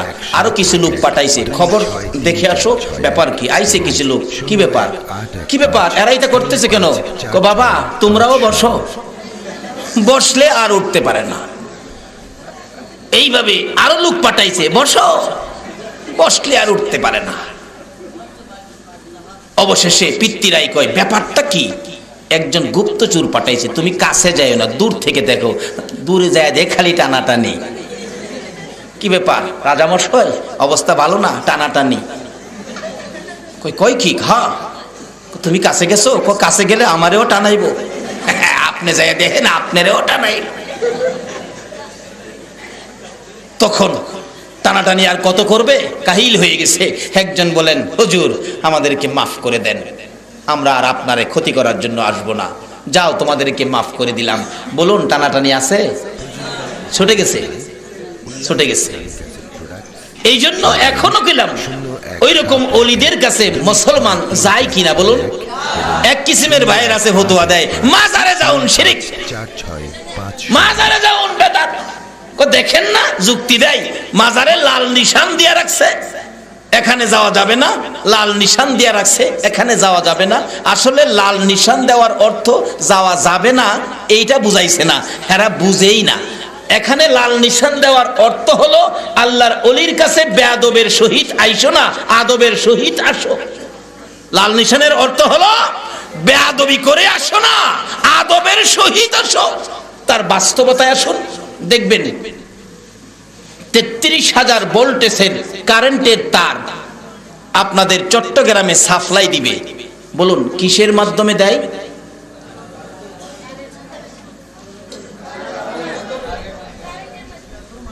হইল না উত্তর, হইল না, একজনও পারলেন না। ট্রান্সমিটারের মাধ্যমে। ট্রান্সমিটার চিনেন না? 33,000 ভোল্টেজের তার ট্রান্সমিটারের মাধ্যমে সাপ্লাই দেয় মহল্লায়, সমাজে, গ্রামে গঞ্জে। এই ট্রান্সমিটার যেখানে নামাইছে 33,000 ভোল্টেজের ট্রান্সমিটারটা যেখানে দেখবেন, এখানে গাছের মধ্যে একটা ছোট্ট সাইনবোর্ড দেওয়া আছে, একটা মানুষের কঙ্কাল দেওয়া আছে, দেখছেন? দেখছেন কিনা?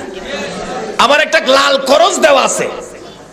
এটা কি বুঝাইছে? 33,000 ভোল্টেজের কারেন্টের ট্রান্সমিটার, এখানে তোমরা আইসো না, আসলে কঙ্কাল হইয়া যাইবা। আবার করজ দিয়া বুঝাইছে বিপদ হয়ে যাবে।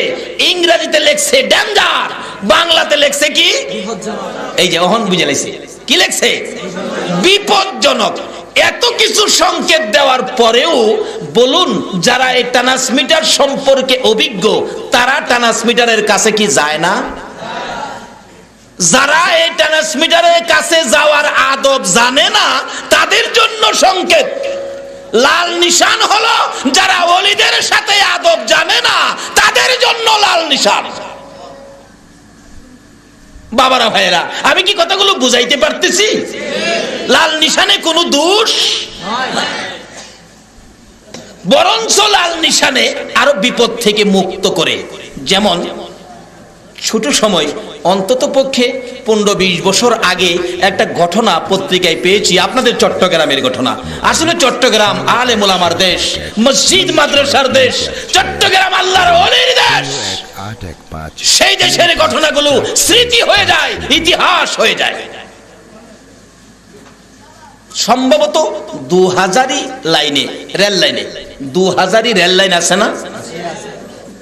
2000 রেল লাইনে ডাকাতেরা ডাকাতি করার জন্য একটা রেল কাইটা ছুটাইয়া রাখছে। ট্রেন অ্যাক্সিডেন্ট হবে, লোকজনের কাছ থেকে ডাকাতি করবে। কিন্তু ঘটনাক্রমে ট্রেনটা ওই সময় যায় নাই, দিনের বেলা হয়ে গেছে, সকালবেলা ট্রেন যাচ্ছে। একটা বাচ্চা ছেলে দেখতেছে রেল লাইনটা কাটা, বাচ্চা ছেলে দেখতেছে ট্রেন আসতেছে, লাইনটা তো নাট বল্টু নাই, গাড়িটা পড়ে যাবে, বিপদ হবে। ওই বাচ্চা ছেলেটা দৌড়ায় যায়া তার দাদির লাল রঙের একটা পেডিকুট ছিল, লাল রঙের পেডিকুট, হ্যাঁ জানে লাল দেখাইলে গাড়ি থামবে। আপনাদের চট্টগ্রামের ইতিহাস বলছি। ওই বাচ্চাটা লাল রঙের পেডিকুটটা নিয়ে লাইনের উপর দাঁড়ায় এইভাবে ধরে রাখছে। লাল দেখে ড্রাইভার সাহেব গাড়ি ব্রেক করে নাইমা আসলেন। বাবা কি ব্যাপার? এই যে দেখেন লাইন ভাঙ্গা, বলুন এই লাল দেখায়া হ্যাঁ কি উপকার করলো নাকি ক্ষতি করলো? বাবারে লাল দেখলেই ক্ষতি মনে করেন না, লালে আপনার জীবন বাঁচায়। নারে তাকবীর, নারে রিসালাত, নারে গাউসিয়া। লালে কি করলো? জীবন। অবশেষে যা খবর পত্রিকায় দেখেছি, এই খবরে বাচ্চাটাকে ড্রাইভার সাহেব উঠায় নিলেন, এমনকি বাচ্চাকে ঢাকা পর্যন্ত নিয়ে গেলেন। এই বাচ্চাটাকে সরকারিভাবে মোটা অঙ্কে পুরস্কার দেওয়া হলো।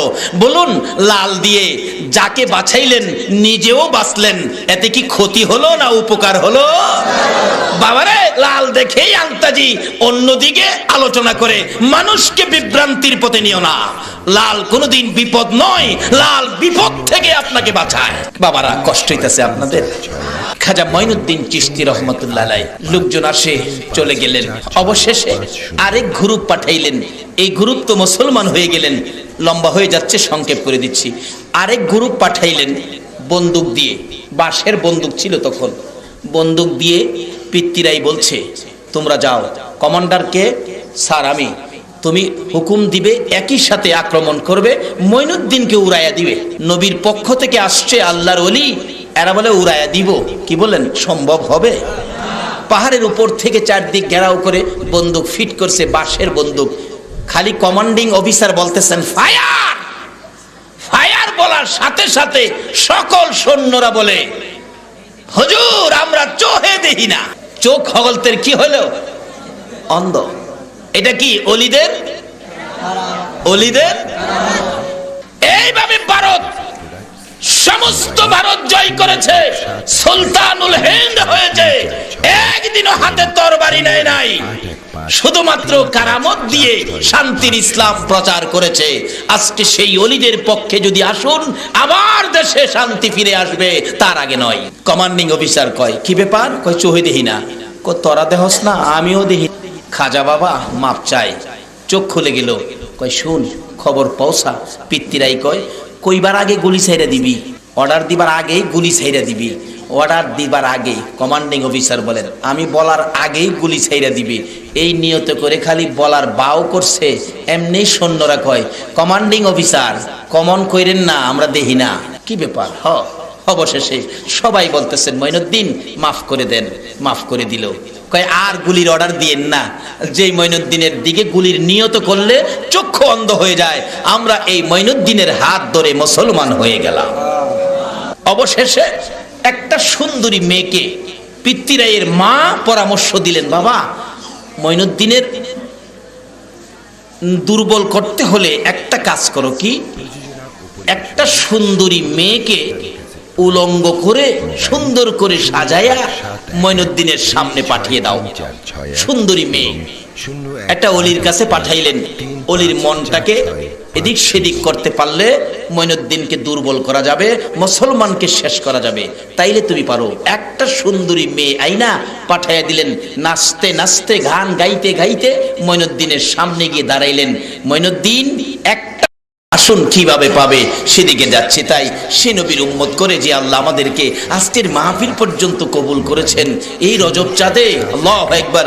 কিতাবে আসছে রজব চাঁদে যারা ইবাদতে ঢুকছে, রমজানের শবে কদর দহ আল্লাহ পাক তাদেরকে দিয়ে বাহির করে দিবেন। আজকে সেই বরকতময় রজবে যাদেরকে এই মাহফিলে কবুল করেছেন নিশ্চয়ই আমাদের ভাগ্য ভালো। তাই আসুন আজকে সেই বরকতময় রজবে যাদেরকে এই মাহফিলে কবুল করেছি নিশ্চয়ই আমাদের ভাগ্য ভালো। আলোচনা আসুন আজকে সেই বরকতময় রজবে যাদেরকে এই মাহফিলে কবুল করেছি নিশ্চয়ই আমাদের ভাগ্য ভালো। আলোচনা আসুন আমরা আখিরি নবীর উম্মত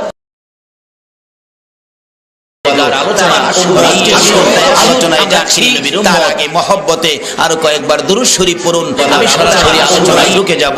আল্লাহুম্মা সাল্লি আলা সাইয়্যিদিনা মুহাম্মাদ আল্লাহুম্মা সাল্লি আলা সাইয়্যিদিনা মুহাম্মাদ নবী মাওলানা মুহাম্মাদ নবিয়ানা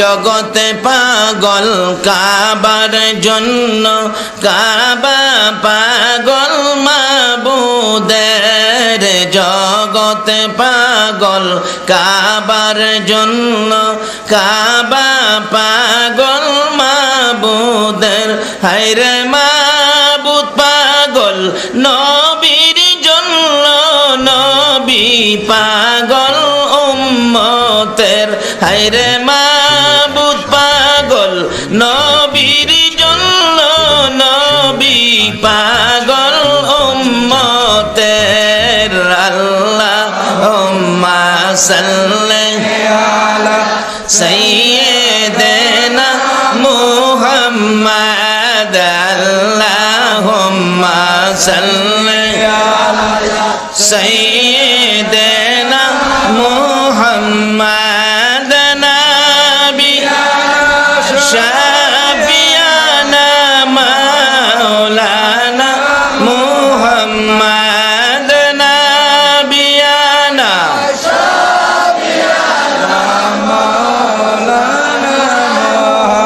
বালাগাল উলা বিকামালিহি কাশাফাদ দুজা বিজামালিহি আসনাত জামিউ খিসালিহি সাল্লাল্লাহু আলাইহি। আসুন আলোচনায় ঢুকি। আমি পবিত্র কোরআন শরীফ থেকে সর্বপ্রথম তালাওয়াত করেছি ইত্তাকুল্লাহ। আল্লাহ পাক আমাদের উদ্দেশ্যে ওয়াজ করেন তোমরা আমাকে ভয় করো। বলুন কাকে ভয় করতে বলছে? সবাই বলুন কাকে? কোন আল্লাহ চিনছেন নি? বডির মধ্যে জিনিসপত্র যা আছে সবগুলো কার দেওয়া? এর একটা জিনিস শ্বশুর বাড়ির থেকে যৌতুক পাইলেন, মামার বাড়ির থেকে ওয়ারিশ পাইলেন, এমন কোন নজির আছে কি? মাথার চুল থেকে পায়ের পাতা পর্যন্ত এ ভরির মধ্যে জিনিসপত্রগুলো কে দিলেন? সে আল্লাহ বলতেছেন তোমরা আমাকে ভয় করো। কারণ আল্লাহর ওলি হইতে গেলে আল্লাহর ভয় ছাড়া ওলি হওয়া যায় না। একজন ওলি কত বড় ক্ষমতাবান! আল্লাহু আকবার! কত বড় ক্ষমতাবান একজন ওলি! যদি একজন আল্লাহর ওলি হওয়া যায়, আমাদের বাংলাদেশের ঘটনা বলছি, আমাদের কিশোরগঞ্জের ঘটনা। একজন আল্লাহর ওলি যার নাম মাওলানা আব্দুল হেলিম হুসাইনি, যিনি আল্লাহকে ভয় করেন। আব্দুল হেলিম হুসাইনি একজন আল্লাহর ওলি, কিন্তু খাজা বাবার মতো তো নয়। খাজা বাবা যেমন আমাদের মধ্যে ওয়ার্ড কমিশনার আছে, তারপরে মেয়র আছে। ওয়ার্ড কমিশনার ওয়ার্ডে কাজ করে, মেয়র সারা সিটি কর্পোরেশনে কাজ করে, একজন এমপি বিরাট দায়িত্ব, তারপরে মন্ত্রী, প্রধানমন্ত্রী, জাতিসংঘের মহাসচিব। তো এরকম ছোটখাটো ওলি হলো মেয়র যেমন সিটির কাজ করে, কমিশনার ওয়ার্ডের কাজ করে। আমাদের দেশে যে ওলিরা আছে তারা ওয়ার্ড কমিশনারের মতো দেশে কাজ করতেছে।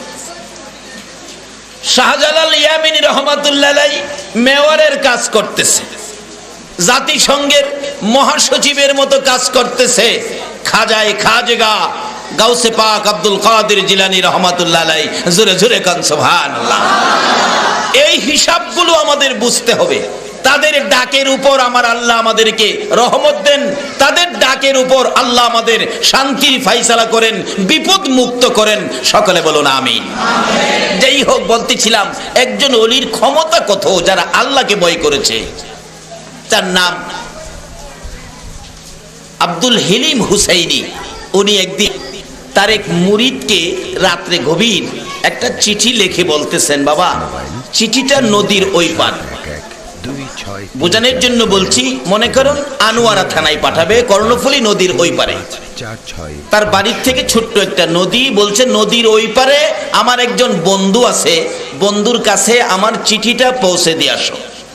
ওই মুরিদ বলতেছেন, হুজুর রাত্রের বেলা তো নদীতে নৌকা পাওয়া যাবে না, নদী পার হবো কিভাবে, রাত্র 1টা বাজে, সম্ভব হবে না, আমি সকালে যাব। আল্লাহর ওলি আব্দুল হেলিম হুসাইনি বলেন, না তোমাকে রাত্রেই যাইতে হবে। হুজুর নৌকা তো পাবো না। আরে বাবা তুমি যাও না। ও আল্লাহর ওলির নির্দেশে ওই মুরিদ চিঠি হাতে নিয়ে হাঁটতে শুরু করলো। হাঁটতে হাঁটতে নদীর ওই পারে আল্লাহর ওলির বন্ধুর বাড়িতে পৌঁছলো, কোনো নদী টদি পাওয়া গেল না। ডাকতেছে, হুজুর আমি যে আপনার বাড়িতে আসলাম, নদী কই, নদী তো পাইলাম না। আল্লাহর ওলি বলেন, বাবারে নদী তো নদীর জায়গায় আছে। কয় না হুজুর আল্লাহর কসম করে কই, আমি শুকনা দিয়ে হাইটাইছি, নদী পাই নাই। তাইলে তুমি থাকো, সকালে তোমাকে নদীটা আমি দেখাবো। হুজুর আমি থাকবো। ওই ওলি বলতেছেন, তুমি যদি নদীর কথা আমারে জিজ্ঞেস না করতা, আমিও তোমারে নদী ছাড়াই পাঠাইয়া দিতাম। এখন যখন জিজ্ঞেস করছো, তোমাকে নদী দেখাবো। সকালবেলা নাস্তা পানি খায়া রৌদ্র উঠে গেছে, পরিষ্কার হলো, আসতেছে, আয়সা দেখে নদীর ঘাটে মাঝিরা নৌকা নিয়ে বসে আছে। ওই ভদ্রলোক জিগায়, এই মাঝিরা তোমরা রাত্রে কোথায় আছিলা? ওই লোকটা কি কই রে, রাত্রে কই থাকবো, নৌকায় আসছিলাম। নৌকা কই আসছিল বলো?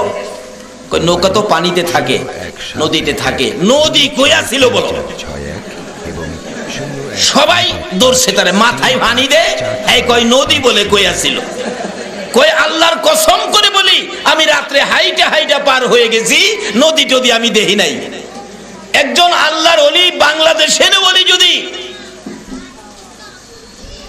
নদীর উপরে শুকনা রাস্তা করে আপনাকে পার করে দিতে পারে, বলুন খাজায়ে খাজগা যিনি আতায়ে রাসূল, রাসূলের নির্দেশে যিনি হিন্দুস্তানের জমিনে আসছে, ইনি কি প্রয়োজন হলে ফুল সিরাতের ফুল পর্যন্ত পার করে দেওয়ার ক্ষমতা রাখে কিনা?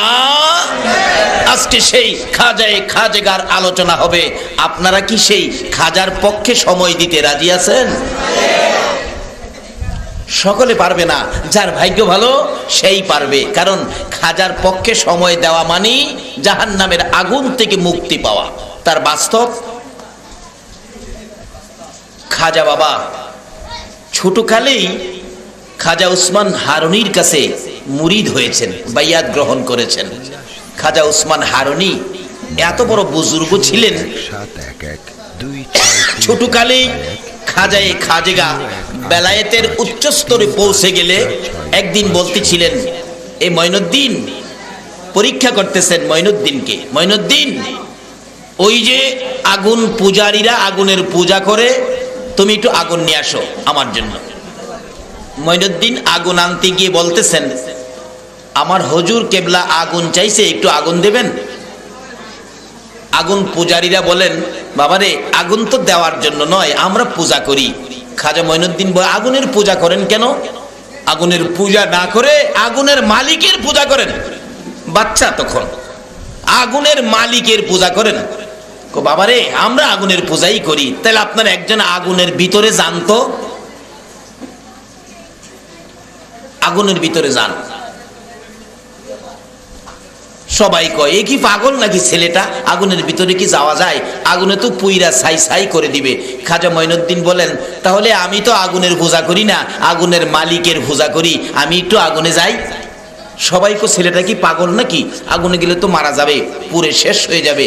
ঠিক আছে আপনারা দেখেন, আমি আগুনের ভিতরে ঢুকি। খাজা মঈনুদ্দিন চিশতি রহমতুল্লাহ আলাইহি আস্তে করে আগুনের ভিতরে ঢুকে গেলেন। ইব্রাহিম আলাইহিস সালামকে নমরুদ আগুনে ফেলাইলো। 0171 আল্লাহ পাক নোটিশ করে কোরআন শরীফ, কুলনা ইয়া নারু কুনি বারদাও ওয়া সালামান আলা ইব্রাহিম। আল্লাহর নোটিশে আগুন ঠান্ডা হয়ে ফুল বাগিচা হয়ে যায়। আখিরি নবীর উম্মত খাজা মঈনুদ্দিন আতায়ে রাসূল আগুনের ভিতরে ঢুকলো, নোটিশ ছাড়াই আগুন ফুল বাগিচা হয়ে গেল। আমরা আখিরি নবীর উম্মত, আমাদের দাম অতি বেশি, কিন্তু আজকে সেই নবীর উম্মত বিশ্বজুড়ে আজকে অধপতন কেন? সেই নবীর সাথে সম্পর্ক, বেলায়েতের ওলিদের সাথে সম্পর্ক ছেড়ে দেওয়ার কারণে মুসলমানদের অধপতন। রাসালাতের প্যাকেটের ভিতরে ঢুকুন, না হয় বেলায়েতের প্যাকেটে ঢুকুন, কোনো বিপদ আপনাকে পাবে না। একজন বেলায়েতের ওলির হাত কত পাওয়ার, কত লম্বা, কত শক্তি! আল্লাহু আকবার বলুন। সামনে আসতেছে, উনি আগুনের ভিতরে বসে আছে। কিছুক্ষণ পর আগুন থেকে বাহির হইয়া আগুনের পূজা করে এক ঠাকুর সাহেবের ছেলে কোলে নিয়ে দেখতেছিলেন, ঠাকুরের কুল থেকে বাচ্চাটাকে নিয়ে আসলেন। এই জন্য আমি মঈনুদ্দিনের গায়ে আগুন তো ধরলো না, কিন্তু আমি মঈনুদ্দিনের পক্ষে যারা থাকবে তাদেরকে আগুনে ধরে কিনা আমি একটু দেখব। ওই ঠাকুরের পোলাটা টান্ডা কোলে নিয়ে আগুনের ভিতরে ঢুকলো। সকল পূজারীরা বলেন, আরে মরে মরে মঈনুদ্দিন মরতো, আমাদের ঠাকুর কর্তার পোলাটা কেন নিল? মোবাইল কি করলো? বাচ্চাটাকে মেরে ফেললো। কিছুক্ষণ পর আগুনের ভিতরে দাঁড়িয়ে দেখে মঈনুদ্দিনের পক্ষে থাকার কারণে ঠাকুরের পোলার গায়েও আগুন। এটা হিন্দুস্তানের ঘটনা, আমাদের বাংলাদেশে আসুন, আগুন ধরবে না যদি এই নবীর উম্মত হতে পারেন।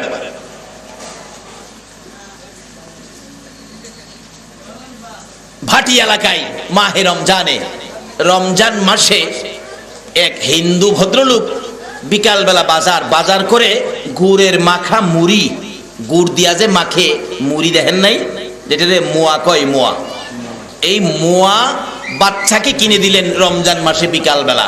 হিন্দু ভদ্রলোক উনি কিনে দিয়ে বললেন, বাবারে রোজার দিন মুসলমান রোজা রাখছে, তুমি কিন্তু রাস্তায় খেও না, বাড়িতে গিয়ে খাইবা, রোজাদারের সামনে খাওয়াটা ঠিক না। হিন্দু বেচারা কইতেছে। বাচ্চা মানুষ সেই তো আর বুঝে না, বাজার থেকে বাহির হয়েই কাগজের পুটলা ছিঁড়ে খাইতে শুরু করলো। ওই হিন্দু ভদ্রলোক দৌড়াইয়া গিয়ে বাচ্চাকে খুব মারতেছে। না করলাম, মুসলমানদের রোজা রাখছে, তুমি রাস্তায় খেও না, রাস্তায় খেতেছো, তোমাকে মেরে ফেলবো। কিন্তু মুসলমানরাই বাঁচাইলেন, বাবা থাক, মাইরেন না, ছেলে মানুষ বুঝে না তো, বাচ্চা মানুষ বুঝে না, মারতেছেন কেন? না রোজার দিন খাইলো কেন? আরে মাইরেই ফালামো। এটুকুন ইজ্জত করলেন মুসলমানদের রমজান মাসের রোজাকে। আমি আল্লাহর কসম করে বলছি, ওই হিন্দু ভদ্রলোক মৃত্যুর পরে চিতাশালে নিয়ে গেলেন আগুনে পোড়ানোর জন্য। সারাদিন চেষ্টা করা হলো, তার গায়ের একটা পশম পর্যন্ত পুরাইতে পারে না। আজকে সেই মুসলমানদের কাজগুলো কোথায়?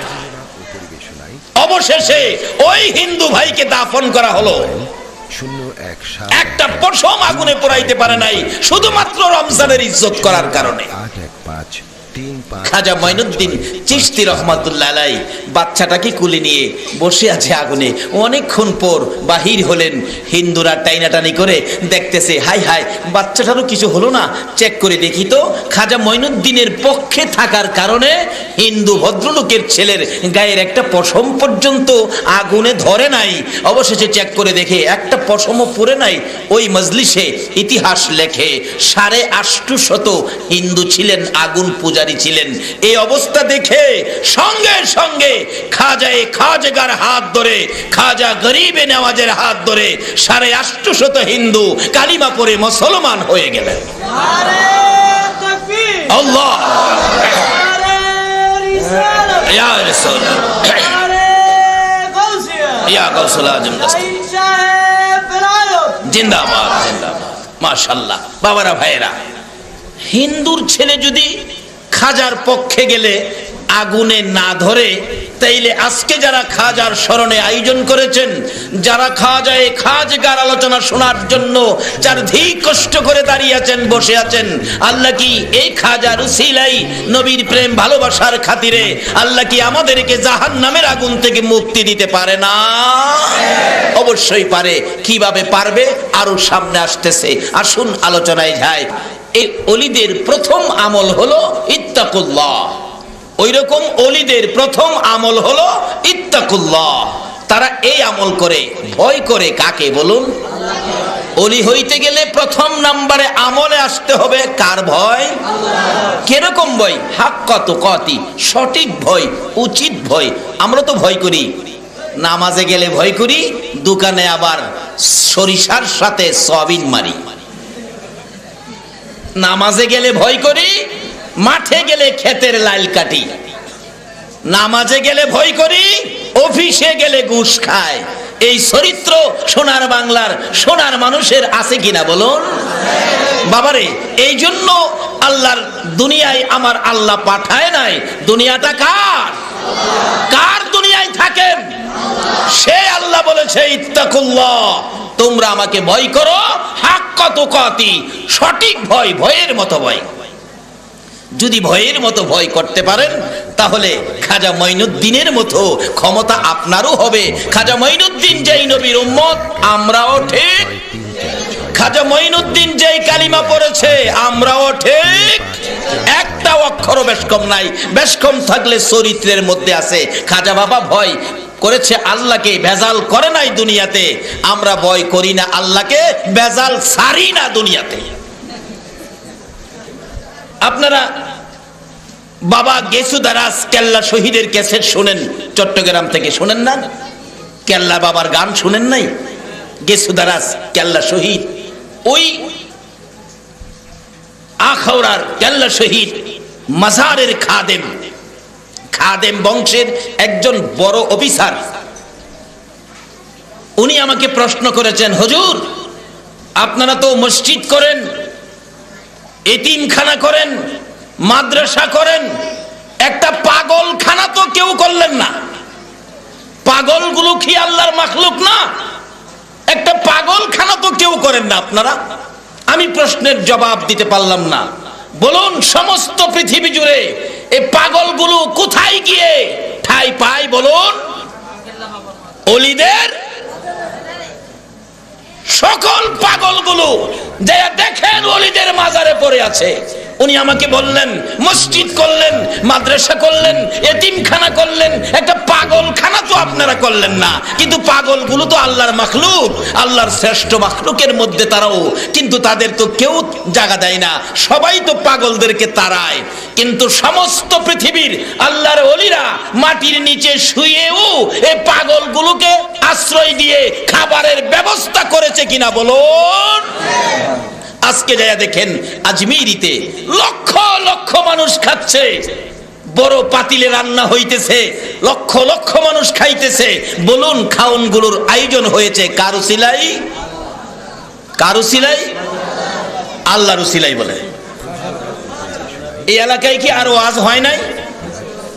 মোবাইল 01711263461। বাবারা, কথাগুলো বুঝার চেষ্টা করেন। এই দুনিয়া আমাদের নয়। বলুন, দুনিয়ার মালিক কে? আল্লাহ রাব্বুল আলামিনের ওলিরা যেই জায়গায় শুয়েছে, এই জায়গায় খাজা বাবার উসিলাই। যা দেখেন খাজা বাবার উসিলাই আজমির শরীফের মাজারের চারপাশে হাজার হাজার মানুষ ব্যবসা করে বেঁচে আছে। লক্ষ লক্ষ মানুষ এই খাজার উসিলাই খাওয়ার ব্যবস্থা হয়ে গেছে। তাহলে কি আল্লাহর ওলি আমাদের ক্ষতি করলো না উপকার করলো? ওই রকম ওলিদের পক্ষে থাকা আমাদের দরকার আছে কিনা? বলতেছিলাম বাংলাদেশের ওলির কথা। তবে আজকের ওয়াজ বাংলাদেশে নয়, আজকের ওয়াজ যাব সুলতানুল হিন্দ খাজায়ে খাজগা আতায়ে রাসূল খাজা গরিবে নওয়াজের আলোচনায় যাচ্ছি। আপনাদের একটু লম্বা হলে কষ্ট হবে না তো? আসুন আমি যাচ্ছি। আল্লাহর ওলি খাজা বাবা আল্লাহকে ভয় করতেন কিনা বলুন? আল্লাহকে ভয় করতেন কিনা? তার সাথে সাথে ভয়ের পরে আরেকটা দাবি আছে। 3546 সেই দাবিটা কি? ইয়া আইয়ুহাল্লাযীনা আমানু দুখুলু ফিস-সিলমি কাফা, তোমরা পুরাপুরি ভাবে ইসলামের মধ্যে ঢুকো। পুরাপুরি ভাবে কিসে ঢুকতে হবে? খাজা মঈনুদ্দিন চিশতি রহমাতুল্লাহ আলাইহি ইসলামের মধ্যে ঢুকেছে কিনা বলুন? যদি আল্লাহকে ভয় করে পুরাপুরি ইসলামে ঢুকতে পারেন তাহলে আপনার শানে কোরআন শরীফে ঘোষণা হয়ে গেছে। কি ঘোষণা? আলা ইন্না আউলিয়া আল্লাহ লা খাউফুন আলাইহিম ওয়ালা হুম ইয়াহজানুন। তারা আমার বন্ধু। আল্লাহ বলেন নিশ্চয়ই আমার বন্ধু যারা, আমার ওলি যারা, তাদের কোথাও কোনো ভয়, কবরে নাই, মৌতে নাই, হাসরে নাই, মিজানে নাই, কোথাও কোনো ভয় নাই। বলুন আল্লাহর ওলি ছাড়া ভয় নাই এই শব্দ মৌলানা সাহেবের উপর আছে কিনা? নাই। 081535 মৌলানা সাহেবের উপর নাই, ইমাম সাহেবের উপর নাই, বক্তা সাহেবের উপর নাই, ডিসি সাহেবের উপর নাই, এমপি সাহেবের উপরে নাই, মন্ত্রীর উপরে নাই, সেনাবাহিনীর প্রধানের উপরে নাই, বুশের উপরে নাই, জাতিসংঘের মহাসচিব উপরে নাই। শুধু একজনের উপরে আছেন যাদের কোনো ভয় কোথাও নাই, তারাই হলো আল্লাহর ওলি। আর এই আকাশ জমিন হইল সৃজন নবীর কারণে। বলুন, আকাশ জমিন হইল সৃজন নবীর কারণে। সেই জমিনে খেলে আল্লাহর ওলি গনে। হায়রে সেই জমিনে খেলে আল্লাহর। আকাশ জমিন হইল সৃজন নবীর কারণে। আকাশ জমিন হইল সৃজন নবীর কারণে। সেই জমিনে খেলে আল্লাহর ওলি গনে। হায়রে সেই জমিনে খেলে আল্লাহর। যাইয়া দেখো হিন্দুস্তানে শত শত ওলি গনে। যাইয়া দেখো হিন্দুস্তানে শত শত ওলি গনে। প্রেমের রশি বাঁধছে তারা মদিনার সনে। প্রেমের রশি বাঁধছে তারা মদিনার সনে। সেই জমিনে খেলে আল্লাহর ওলি গনে। হায়রে সেই জমিনে খেলে আল্লাহর। দেখলে খাজা বাবার খেলা আসে গনের বারে জ্বালা। দেখলে খাজা বাবার খেলা আসে গনের বারে জ্বালা। আইনা সাগর শুকিয়ে দেই বসে নির্জনে। আইনা সাগর শুকিয়ে দেই বসে নির্জনে। সেই জমিনে খেলে আল্লাহর ওলি গনে। হায়রে সেই জমিনে খেলে আল্লাহর ওলি গনে। খাজা বাবা আল্লাহর ওলি হিন্দুস্তানে গেলেন চলি। খাজা বাবা আল্লাহর ওলি হিন্দুস্তানে গেলেন চলি। 90 লক্ষ মুসলিম হলো খাজার কারণে। 90 লক্ষ মুসলিম হলো খাজার কারণে। সেই জমিনে খেলে আল্লাহর ওলি গনে। হায়রে সেই জমিনে আকাশ জমিন হইল সৃজন নবীর কারণে। আকাশ জমিন হইল সৃজন নবীর কারণে। সেই জমিনে খেলে আল্লাহর ওলি গনে। হায়রে সেই জমিনে খেলে আল্লাহর ওলি গনে। বাবা, আমরা আজকে খাজেগা স্মরণে আয়োজিত মাহফিলে আজকের এই রাত্রে লক্ষ লক্ষ মানুষ খাজা বাবার দরবারে হাজিরা দিয়েছে। আমরা আজমিরি যাইতে পারি নাই, বাংলার জমিন থেকে ওই হাজিরার সাথে আমরা সময়টা মিলিয়ে দিলাম। আল্লাহু আকবার বলুন। আজকে যাইয়া দেখেন আজমিরিতে আজকের এই রাত্রে খাজার দরবারে যদি মুসলমানদের পিছনে আমার রাসূল, আর সেই রাসূলের পিছনে আছে কে? আরো জোরে বলুন কে? এখন তো রেডিমেড শক্তি হয়ে গেছে, কেউ এদিকে কেউ সেদিকে, কেউ এই ইসলাম কেউ সেই ইসলাম। কোন ইসলামের পক্ষে আমার আল্লাহ নয়, আল্লাহ হলো শান্তির ইসলামের পক্ষে। বলুন আল্লাহ কোন ইসলামের পক্ষে? যে ইসলামে বোমাবাজি নাই, যে ইসলামে মেশিন গান নাই, যে ইসলামে জঙ্গিবাদ নাই, সেই ইসলামের পক্ষে হলেন আমার আল্লাহ, সেই ইসলামের পক্ষে হলেন রাসূল, সেই ইসলামের পক্ষে হলেন খাজায়ে খাজেগা। ইসলাম শব্দের অর্থই হলো কি বলেন না যে, নাকি অশান্তি? ইসলাম শব্দের অর্থ আগুন পূজারীদেরকে এই অবস্থা করেছে। খাজা উসমান হারুনি বলেন, মঈনুদ্দিন আমি তোমাকে পরীক্ষা করেছি, নিশ্চয়ই তুমি বেলায়েতের উচ্চ স্তরে পৌঁছে গেছো। আসো খানায় কাবায় গিয়ে আমার আল্লাহর সামনে, আল্লাহর ঘরের সামনে তোমাকে হাজিরা দিয়ে আল্লাহর দরবারে তোমাকে কবুল করে নিয়ে আসি, আল্লাহর দরবারে তোমাকে হাজিরা দিয়ে নিয়ে আসি। খাজা মঈনুদ্দিনকে নিয়ে খাজা উসমান হারুনি রহমাতুল্লাহ আলাইহি ওই আল্লাহর ঘরের সামনে যাইয়া ডাকতেছে, ও খানায় কাবার মালিক, আমার মঈনুদ্দিনকে তুমি কবুল করো। গায়েবী আওয়াজ হইতেছে, ও খাজা উসমান হারুনি, তোমার মঈনুদ্দিনকে আমি আল্লাহ কবুল করেছি। তাহলে আমরা কার পক্ষে বসেছি? যাকে আমার আল্লাহ কবুল করেছে। এখন খাজা উসমান হারুনি বলেন, তার জীবনীতে লেখেন, এখানে শুধু আল্লাহর সাথে হাজিরা শেষ করে চলে গেলে চলবে না, মদিনার কামলেওয়ালা নবীর সাথে দেখা করাইতে হবে। নবীজির রওজার পাশে নিয়ে ডাকতেছে, নবীজির রওজার পাশে।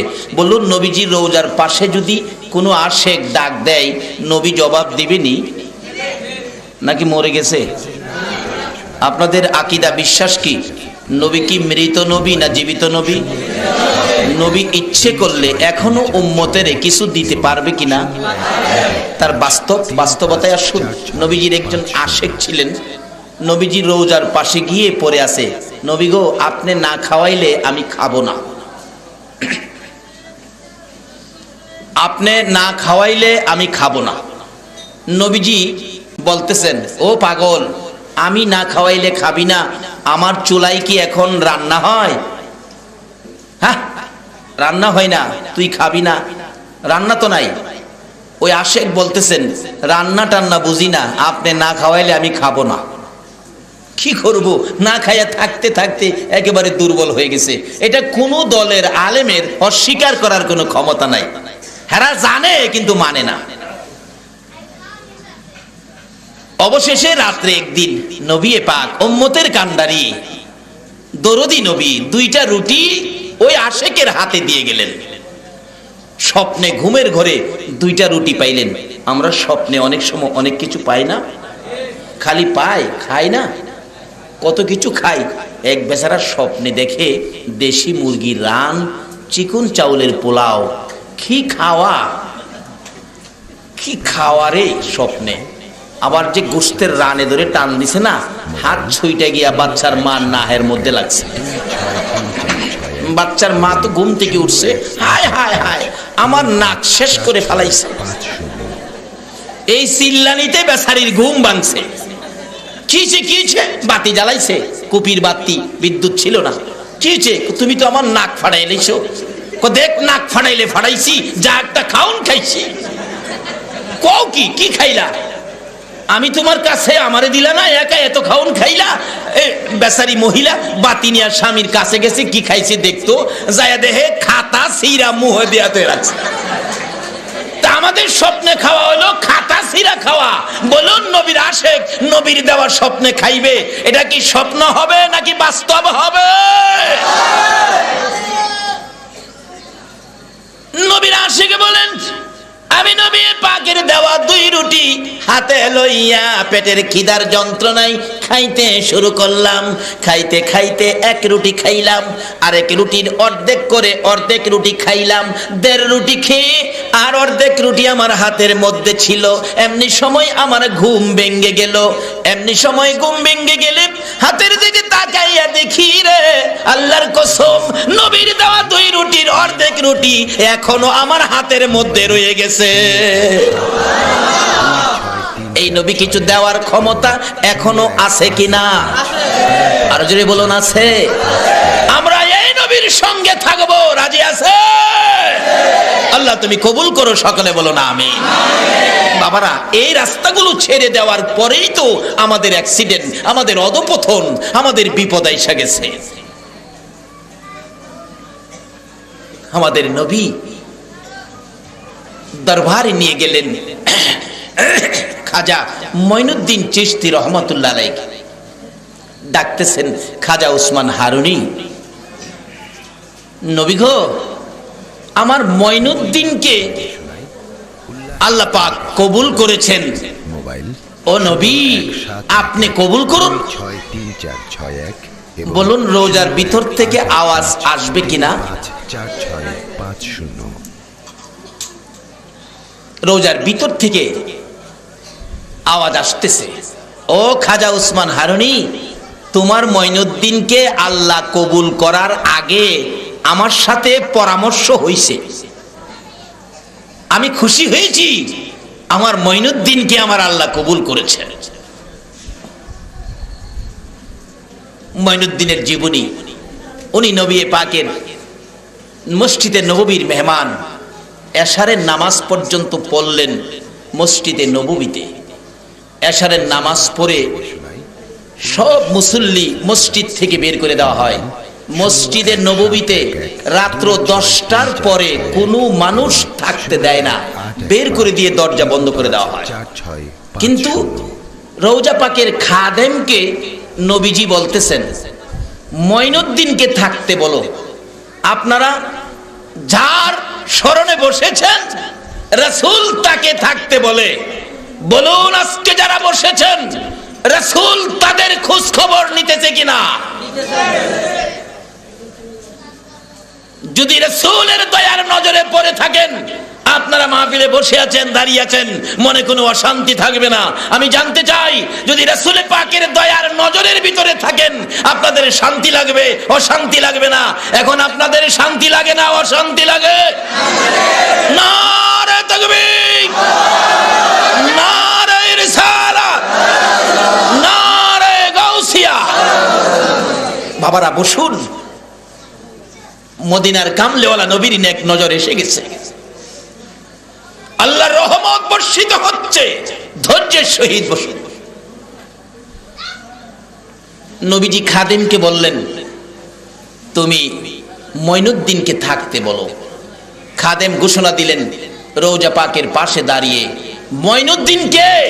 মঈনুদ্দিনকে রাসূল থাকতে বলেছে। রাসূল রওজা পাকের ভিতর থেকে এখনো কথা বলার ক্ষমতা আছে কিনা? এখনো রওজা পাকের ভিতর থেকে প্রয়োজনে বাহির হওয়ার ক্ষমতা আছে কিনা? যেটা কোন দলের আলেমের অস্বীকার করার ক্ষমতা নাই। আহমদ রেফাই নামে নবীজির একজন আশেক ইরাকের জমিন থেকে গিয়েছিলেন রওজা পাকের চারপাশে। তখন রডের ঘেরাও ছিল না, খালি খালি ছিল। তখন তো লোকজন কম ছিল, এখন মানুষের ভিড় বেশি বিদায় রডের পিঞ্জরা দিয়ে ঘেরাও করে মজবুত করে দিয়েছে, যাতে ধাক্কা ধাক্কিতে নবীজি রওজার পাশে চাপ না লাগে। এত ভিড় তখন ছিল না। আহমদ রেফাই রওজা পাকের পাশে গিয়ে ডাকতেছে, নবী গো, আমি ইরাক থেকে আসছি, আমি আপনার আশেক, আমি আপনার পাগল।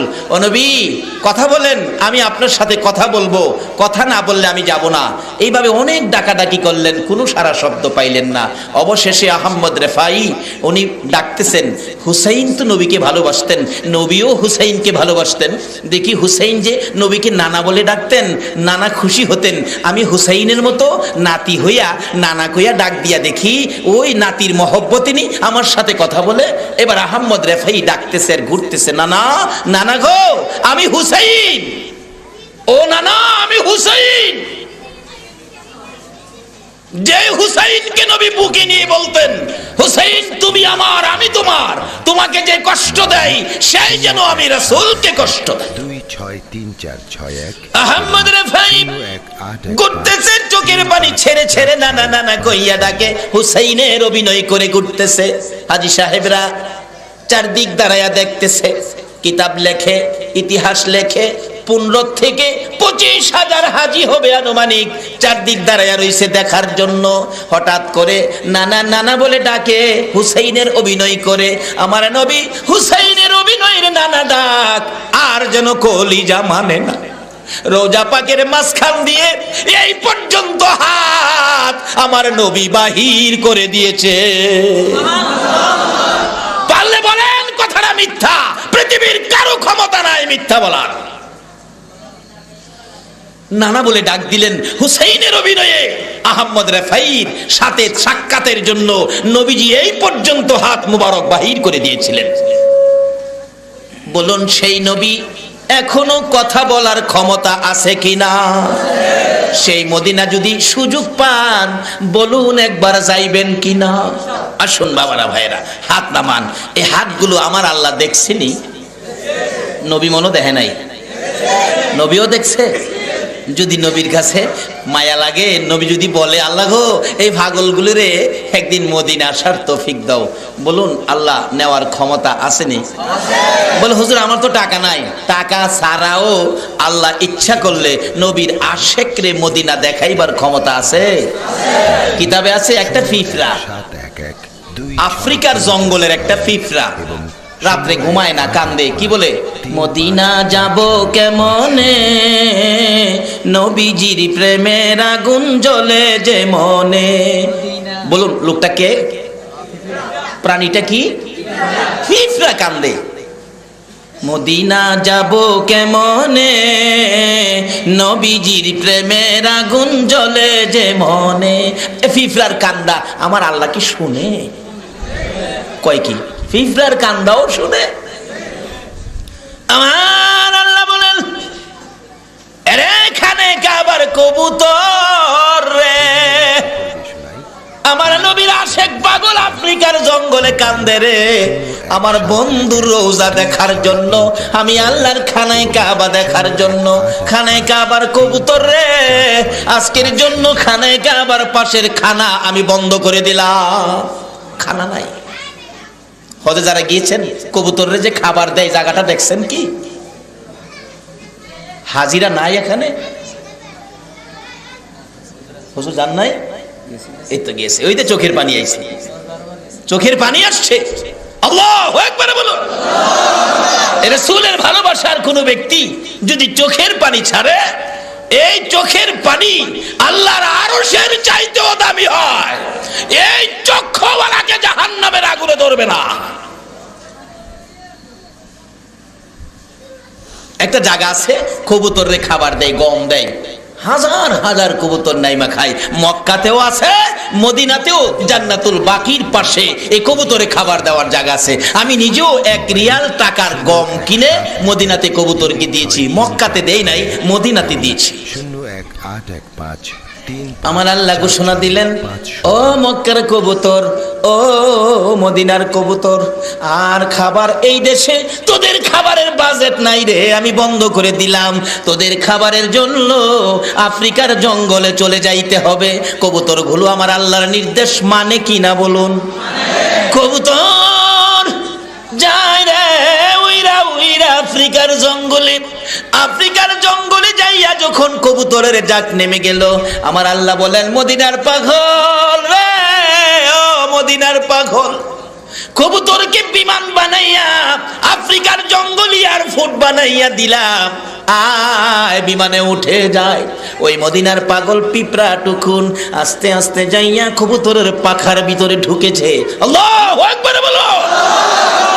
আফ্রিকার জঙ্গলের পিঁপড়াকে যদি কবুতরের বিমান বানাইয়া মদিনা নিতে পারে, বাংলার চট্টগ্রামের আশেক পাগল কি আমার আল্লাহ মদিনা নিতে পারে না? ও পিঁপড়া উঠো, বিমানে উঠো। পিঁপড়া আস্তে আস্তে উঠে কবুতরের পাখার ভিতরে ঢুকে গেছে। এবার কবুতরের নির্দেশ হলো বিমান ছেড়ে দাও, বিমান ছেড়ে দাও। ঝাঁকে ঝাঁকে কবুতর উঠতে উঠতে মদিনায় পৌঁছে গেল। মদিনায় নেমে ওই পিঁপড়া নবী পাকের রওজার পাশে সালাম জানাইলো, চোখের পানি দিয়ে, মদিনার পাশে চোখের পানি দিয়ে কলিজা ঠান্ডা করে ডাকতেছে, আল্লাহ গো আমি কি তোমার ঘর দেখতে পারবো না? পিঁপড়া বলে। ওই কবুতরের পাখার নিচে আবার যখন উঠে গেল পিঁপড়া, আমার আল্লাহ কবুতরকে বিমান বানাইয়া ওই পিঁপড়াকে মক্কায় খানায় কাবার পাশে পৌঁছাইয়া দেয়। সে আল্লাহ কি এখনো আছে?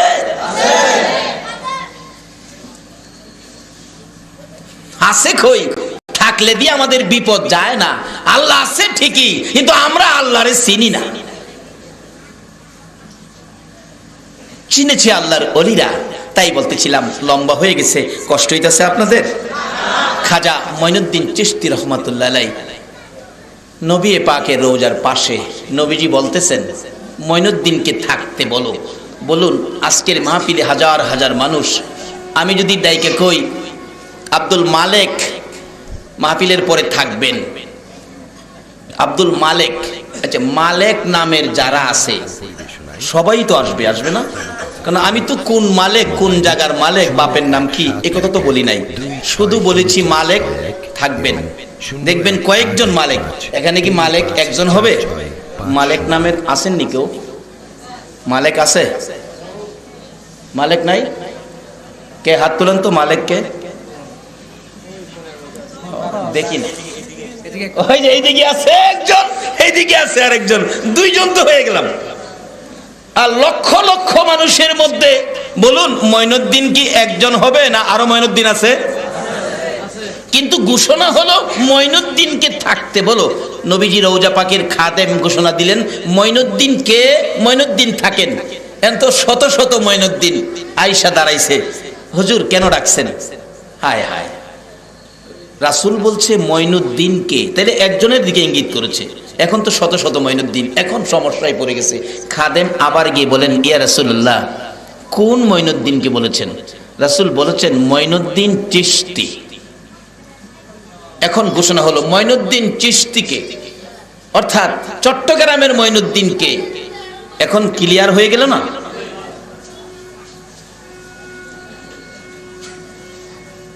হুজুর আমি আপনাকে রাসূল থাকতে বলছে। নবীজি রওজার পাশে তখন গেরাও ছিল না, রডের গেরাও ছিল না, রওজার পাশে বসায়া খাদেম সহ চলে গেলেন। খাদেমও চলে গেছে, এখন কেউ নাই, দরজা জানালা বন্ধ। মঈনুদ্দিন, খাজা মঈনুদ্দিন চিশতি রহমাতুল্লাহ আলাইহি বলেন, আমি রওজার পাশে চুপ করে বসে আছি। কিছুক্ষণ পর দেখি উদিত সূর্যের মতো, পূর্ণিমার চাঁদের মতো রওজা পাকের মাঝখান দিয়ে নবী পাক উপরে উঠে বসে গেছে। মঈনুদ্দিন সহ্য করতে পারে নাই, বেহুশ হয়ে গেছে। আমার নবী, উম্মতের দরদি নবী, মদিনার কামলেওয়ালা নবী ডাকতেছে, মঈনুদ্দিন রে বেহুশ হইলে হবে না, আমি বেলায়েতের আলু তোর হাতে দিয়ে হিন্দুস্তানের জমিনে পাঠাইব। অন্য কোন জামাত পাঠাই নাই, বেলায়েতের জামাত পাঠিয়েছে। 4650 নবীর পক্ষ থেকে আসার কারণেই তাকে বলা হয় আতায়ে রাসূল। আমরা তো 10 জন 5 জন মিলেই জামাত করে ফেলাই, কিন্তু নবীর পক্ষ থেকে কারা আসছে তাদের হাতে হাত মিলান। এটাই হবে সত্যিকার অর্থে ইসলামের জামাত। খাজা মঈনুদ্দিন চিশতি রহমাতুল্লাহ আলাইহিকে নবী পাক সান্ত্বনা দিয়ে বলতেছেন, বেহুশ হলে চলবে না, আমার পক্ষ থেকে তোমাকে দায়িত্ব দিয়ে হিন্দুস্তানের জমিনে পাঠাইতে চায়। মঈনুদ্দিন জ্ঞান ফিরে আসলে প্রশ্ন করেন, ইয়া রাসূলুল্লাহ আমি তো হিন্দুস্তান চিনি না। রাসূল রাস্তার ম্যাপ দিলেন, এইভাবে এইভাবে হিন্দুস্তানে যাইবা। তখন রাত্র শেষ, সকালবেলা বিদায় হয়ে নবীর পক্ষ থেকে খাজায়ে খাজগা আতায়ে রাসূল খাজায়ে গরিবে নওয়াজ হিন্দুস্তানের দিকে রওনা হয়ে গেলেন, এসে গেলেন। এর মধ্যে বহু ঘটনা, রাত্র চলে যাবে, শেষ হবে না আলোচনা, সংক্ষেপ করে দিলাম। চলে আসলেন হিন্দুস্তানের জমিনে, এসে আস্তানা গাড়লেন পিত্তিরায়ের বাড়ির কাছাকাছি। এর মধ্যে অনেক কিছু হয়েছে। পিত্তিরাই খবর পাইলেন মঈনুদ্দিন নামে মুসলমানের একজন বেলায়েতের ফকির এসে গেছে, না জানি আমার উপর আক্রমণ করে, তোমরা তাকে মঈনুদ্দিনকে এখান থেকে তাড়াতাড়ি সরিয়ে দাও। মঈনুদ্দিনকে সরিয়ে দেওয়ার জন্য একজন লোককে দিয়ে আগে খবর দিলেন, মঈনুদ্দিন কোথায় কি করে দেখে আসো। দেখে এক জায়গায় আস্তানা করে ভক্তবৃন্দদেরকে নিয়ে বসে আছেন। এক ঝাঁক হিন্দুদেরকে পাঠাইলেন, তোমরা যাইয়া মঈনুদ্দিনকে গায়ের জুড়ে ধাক্কা দিয়ে তাড়িয়ে দাও। আল্লাহ বলেছেন, আমার ওলিদের সাথে যারা বেয়াদবি করবে আমি তাদের বিরুদ্ধে যুদ্ধ ঘোষণা করব। আচ্ছা বলুন, আল্লাহর সাথে যুদ্ধ করে কেউ পারবে না? আল্লাহর সাথে যুদ্ধ করতে গিয়েছিল নমরুদ। নমরুদ বলে, ইব্রাহিম তোমার সাথে কি যুদ্ধ করব? আমি যুদ্ধ করব তোমার আল্লাহর সাথে। মাঠে অস্ত্র শস্ত্র নিয়ে, তীর ধনুক নিয়ে, লোক লস্কর নিয়ে ময়দানে গিয়ে বসে আছে, আল্লাহর সাথে যুদ্ধ করবে। আচ্ছা বলুন, আল্লাহ কি নমরুদের সাথে যুদ্ধ করতে আসবে? আল্লাহর কি আর কেউ নাই? বিকাল হয়ে গেল, আল্লাহ তো আসে না। ইব্রাহিম নবীর দিকে লক্ষ্য করে ডাকে নমরুদ, ইব্রাহিম কই তোমার আল্লাহ তো আসে না, মনে হয় ভয় পাইছে। নাউজুবিল্লাহ কোন তা না হলে আসে না কেন? লুকায় রইছে বুঝি? আকাশেও থাকতে দিব না। এই কত বড় বেটা, আমার আল্লাহরে বলে আকাশেও থাকতে দিবে না। একজন সৈন্যকে নির্দেশ দিলেন, তীর মারো আকাশের দিকে। মারছে তীর। আল্লাহ কয়, ও ফেরেশতারা, এর তো বড় ইচ্ছা হইলো আমারে মারতো, একটা কাজ কর, একটা পাখি জব করে তীরের আগায় রক্ত লাগাইয়া দে। তীরের আগায় রক্ত লাগাইয়া দিলেন।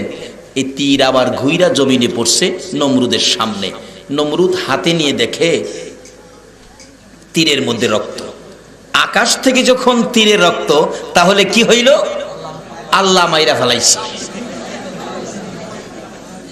ইব্রাহিম এই তো শেষ, আর কারে আল্লাহ রাখবা? আচ্ছা এই খবরে ইব্রাহিম নবী হাসে না কাঁদে? ইব্রাহিম কয়, আচ্ছা ঠিক আছে, মাইরে ফেলালে তো ফেলাইছই, পারলে ময়দান থেকে যাইওগা, যুদ্ধ শেষ, চলো আমরা যাইগা। আল্লাহ কয়, হ্যাঁ রে, আর সারণ যায় না। বলুন, এই নমরুদ বাহিনীর বিরুদ্ধে, এত বড় শক্তিশালী বাহিনী যারা আল্লাহর সাথে যুদ্ধ করতে যায়, ওই বাহিনীর বিরুদ্ধে আমার আল্লাহ কোন বাহিনী মোতায়েন করেছিল? কয়না দি ঘুমাই রয়েছেন আপনারা? বাহিনীটার নাম কি?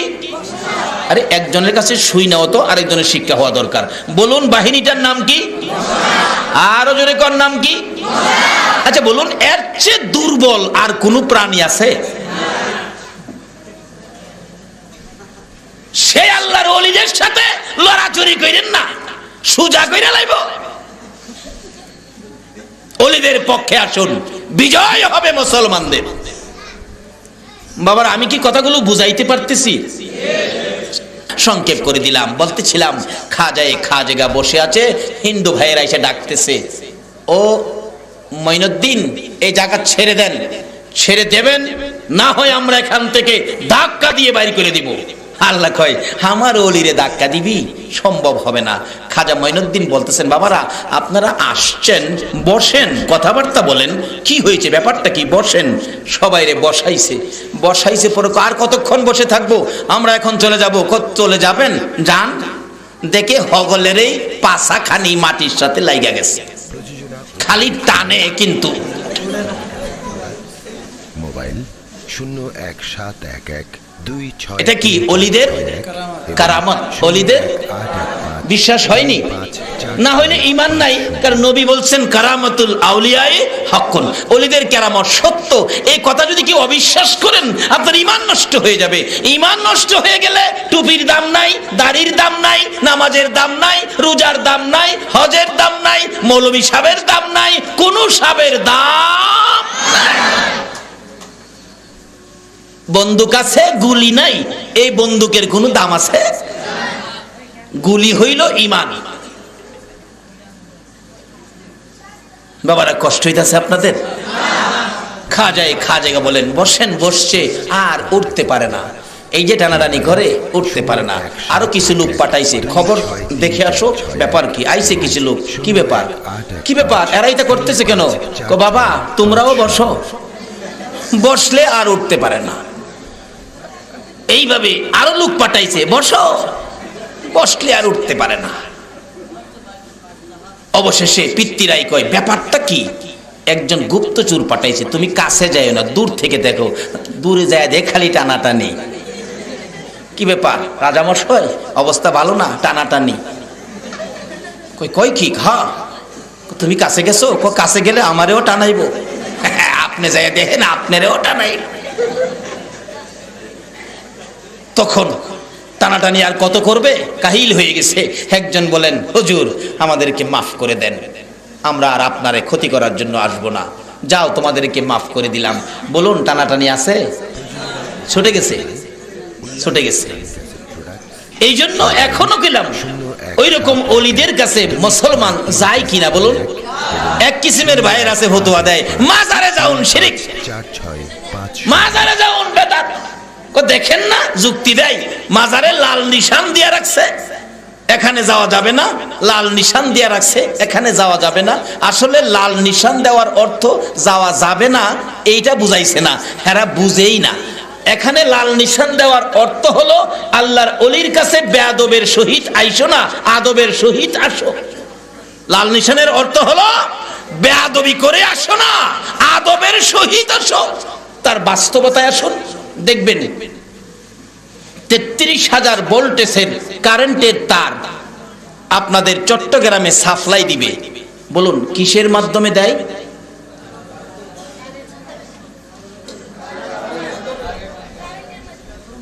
হইল না উত্তর, হইল না, একজনও পারলেন না। ট্রান্সমিটারের মাধ্যমে। ট্রান্সমিটার চিনেন না? 33,000 ভোল্টেজের তার ট্রান্সমিটারের মাধ্যমে সাপ্লাই দেয় মহল্লায়, সমাজে, গ্রামে গঞ্জে। এই ট্রান্সমিটার যেখানে নামাইছে 33,000 ভোল্টেজের ট্রান্সমিটারটা যেখানে, দেখবেন এখানে গাছের মধ্যে একটা ছোট্ট সাইনবোর্ড দেওয়া আছে, একটা মানুষের কঙ্কাল দেওয়া আছে, দেখছেন? দেখছেন কিনা? আবার একটা লাল করজ দেওয়া আছে। এটা কি বুঝাইছে? 33,000 ভোল্টেজের কারেন্টের ট্রান্সমিটার, এখানে তোমরা আইসো না, আসলে কঙ্কাল হইয়া যাইবা। আবার করজ দিয়া বুঝাইছে বিপদ হয়ে যাবে। ইংরেজিতে লেখছে ডেঞ্জার, বাংলাতে লেখছে কি? এই যে অহন বুঝে লাইছে কি লেখছে? বিপজ্জনক। এত কিছু সংকেত দেওয়ার পরেও বলুন যারা এই ট্রান্সমিটার সম্পর্কে অভিজ্ঞ তারা ট্রান্সমিটারের কাছে কি যায় না? যারা এই ট্রান্সমিটারের কাছে যাওয়ার আদব জানে না তাদের জন্য সংকেত। লাল নিশান হলো যারা ওলিদের সাথে আদব জানে না তাদের জন্য লাল নিশান। বাবারা ভাইয়েরা, আমি কি কথাগুলো বুঝাইতে পারতেছি? লাল নিশানে কোনো দোষ, বরঞ্চ লাল নিশানে আরো বিপদ থেকে মুক্ত করে। যেমন ছোট সময়, অন্তত পক্ষে 15-20 বছর আগে একটা ঘটনা পত্রিকায় পেয়েছি, আপনাদের চট্টগ্রামের ঘটনা। আসলে চট্টগ্রাম আলেম ওলামার দেশ, মসজিদ মাদ্রাসার দেশ, চট্টগ্রাম আল্লাহর ওলির দেশ। সেই দেশের ঘটনাগুলো স্মৃতি হয়ে যায়, ইতিহাস হয়ে যায়। সম্ভবত 2000 লাইনে, রেল লাইনে 2000 রেল লাইন আছে না? 2000 রেল লাইনের ডাকাতেরা ডাকাতি করার জন্য একটা রেল কাইটা ছুটাইয়া রাখছে। ট্রেন অ্যাক্সিডেন্ট হবে, লোকজনের কাছ থেকে ডাকাতি করবে। কিন্তু ঘটনাক্রমে ট্রেনটা ওই সময় যায় নাই, দিনের বেলা হয়ে গেছে, সকালবেলা ট্রেন যাচ্ছে।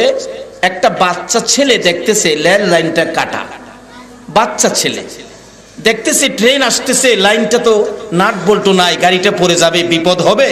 ওই বাচ্চা ছেলেটা দৌড়ায় যায়া তার দাদির লাল রঙের একটা পেডিকুট ছিল, লাল রঙের পেডিকুট। হ্যাঁ জানে লাল দেখাইলে গাড়ি থামবে। আপনাদের চট্টগ্রামের ইতিহাস বলছি। ওই বাচ্চাটা লাল রঙের পেডিকুটটা নিয়ে লাইনের উপর দাঁড়ায় এইভাবে ধরে রাখছে। লাল দেখে ড্রাইভার সাহেব গাড়ি ব্রেক করে নাইমা আসলেন। বাবা কি ব্যাপার? এই যে দেখেন লাইন ভাঙ্গা। বলুন এই লাল দেখায়া হ্যাঁ কি উপকার করলো নাকি ক্ষতি করলো? বাবারে লাল দেখলেই ক্ষতি মনে করেন না, লালে আপনার জীবন বাঁচায়। নারে তাকবীর, নারে রিসালাত, নারে গাউসিয়া। লালে কি করলো? জীবন। অবশেষে যা খবর পত্রিকায় দেখেছি, এই খবরে বাচ্চাটাকে ড্রাইভার সাহেব উঠায় নিলেন, এমনকি বাচ্চাকে ঢাকা পর্যন্ত নিয়ে গেলেন। এই বাচ্চাটাকে সরকারিভাবে মোটা অঙ্কে পুরস্কার দেওয়া হলো। বলুন লাল দিয়ে যাকে বাঁচাইলেন নিজেও বাঁচলেন, এতে কি ক্ষতি হলো না উপকার হলো? বাবারে লাল দেখেই আলতাজি অন্যদিকে আলোচনা করে মানুষকে বিভ্রান্তির পথে নিও না। লাল কোনোদিন বিপদ নয়, লাল বিপদ থেকে আপনাকে বাঁচায়। বাবারা কষ্ট হইতেছে আপনাদের। খাজা মঈনুদ্দিন চিশতি রহমতুল্লাহ আলাইহি লোকজন আসে চলে গেলেন, অবশেষে আরেক গ্রুপ পাঠাইলেন। এই গ্রুপ তো মুসলমান হয়ে গেলেন, লম্বা হয়ে যাচ্ছে সংক্ষেপ করে দিচ্ছি। আরেক গ্রুপ পাঠাইলেন বন্দুক দিয়ে, বাঁশের বন্দুক ছিল তখন, বন্দুক দিয়ে পিত্তিরাই বলছে তোমরা যাও। কমান্ডারকে স্যার আমি, তুমি হুকুম দিবে একই সাথে আক্রমণ করবে, মঈনুদ্দিনকে উড়াইয়া দিবে। নবীর পক্ষ থেকে আসছে আল্লাহর ওলি, এরা বলে উড়াইয়া দিব। কি বলেন, সম্ভব হবে? পাহাড়ের উপর থেকে চারদিক ঘেরাও করে বন্দুক ফিট করছে, বাঁশের বন্দুক। খালি কমান্ডিং অফিসার বলতেছেন ফায়ার ফায়ার, বলার সাথে সাথে সকল সৈন্যরা বলে হুজুর আমরা চোখে দেখি না। চোখ হগলতের কি হলো? অন্ধ। এটা কি অলিদের? এইভাবে ভারত সমস্ত ভারত জয় করেছে, সুলতানুল হিন্দ হয়েছে, একদিনও হাতে তরবারি নেয় নাই, শুধুমাত্র কারামত দিয়ে শান্তির ইসলাম প্রচার করেছে। আজকে সেই অলিদের পক্ষে যদি আসুন, আবার দেশে শান্তি ফিরে আসবে, তার আগে নয়। কমান্ডিং অফিসার কয় কি ব্যাপার? কয় চোখে দেখি না। তোরা দেহস না? আমিও দেখি। খাজা বাবা মাপ চাই, চোখ খুলে গেল। কয় শুন, খবর পৌঁছা। পিত্তিরাই কয় কইবার আগে গুলি ছাইরা দিবি, অর্ডার দিবার আগেই গুলি ছাইরা দিবি। অর্ডার দিবার আগে কমান্ডিং অফিসার বলেন আমি বলার আগেই গুলি ছাইরা দিবি। এই নিয়ত করে খালি বলার বাও করছে, এমনি সৈন্যরা কয় কমান্ডিং অফিসার কমন কইরেন না, আমরা দেখি না। কি ব্যাপার? অবশেষে সবাই বলতেছেন মঈনুদ্দিন মাফ করে দেন। মাফ করে দিল। কয় আর গুলির অর্ডার দিয়েন না, যেই মঈনুদ্দিনের দিকে গুলির নিয়ত করলে চক্ষু অন্ধ হয়ে যায়। আমরা এই মঈনুদ্দিনের হাত ধরে মুসলমান হয়ে গেলাম। অবশেষে একটা সুন্দরী মেয়েকে পিত্তিরাইয়ের মা পরামর্শ দিলেন, বাবা মঈনুদ্দিনের দুর্বল করতে হলে একটা কাজ করো, কি একটা সুন্দরী মেয়েকে উলঙ্গ করে সুন্দর করে সাজায়া মঈনুদ্দিনের সামনে পাঠিয়ে দাও। সুন্দরী মেয়ে একটা অলির কাছে পাঠাইলেন। অলির মনটাকে এদিক সেদিক করতে পারলে মঈনুদ্দিনকে দুর্বল করা যাবে, মুসলমানকে শেষ করা যাবে। তাইলে তুমি পারো। একটা সুন্দরী মেয়ে আইনা পাঠাইয়া দিলেন। নাচতে নাচতে গান গাইতে গাইতে মঈনুদ্দিনের সামনে গিয়ে দাঁড়াইলেন। মঈনুদ্দিন একটা নজর দিলেন। অলিদের নজরের মধ্যে পাওয়ার আছে কিনা বলো? অলির নজর নেক নজর। একটা নজর দেওয়ার সাথে সাথে এই মহিলাটা 30 পারা কোরআনের হাফেজ হয়ে গেল।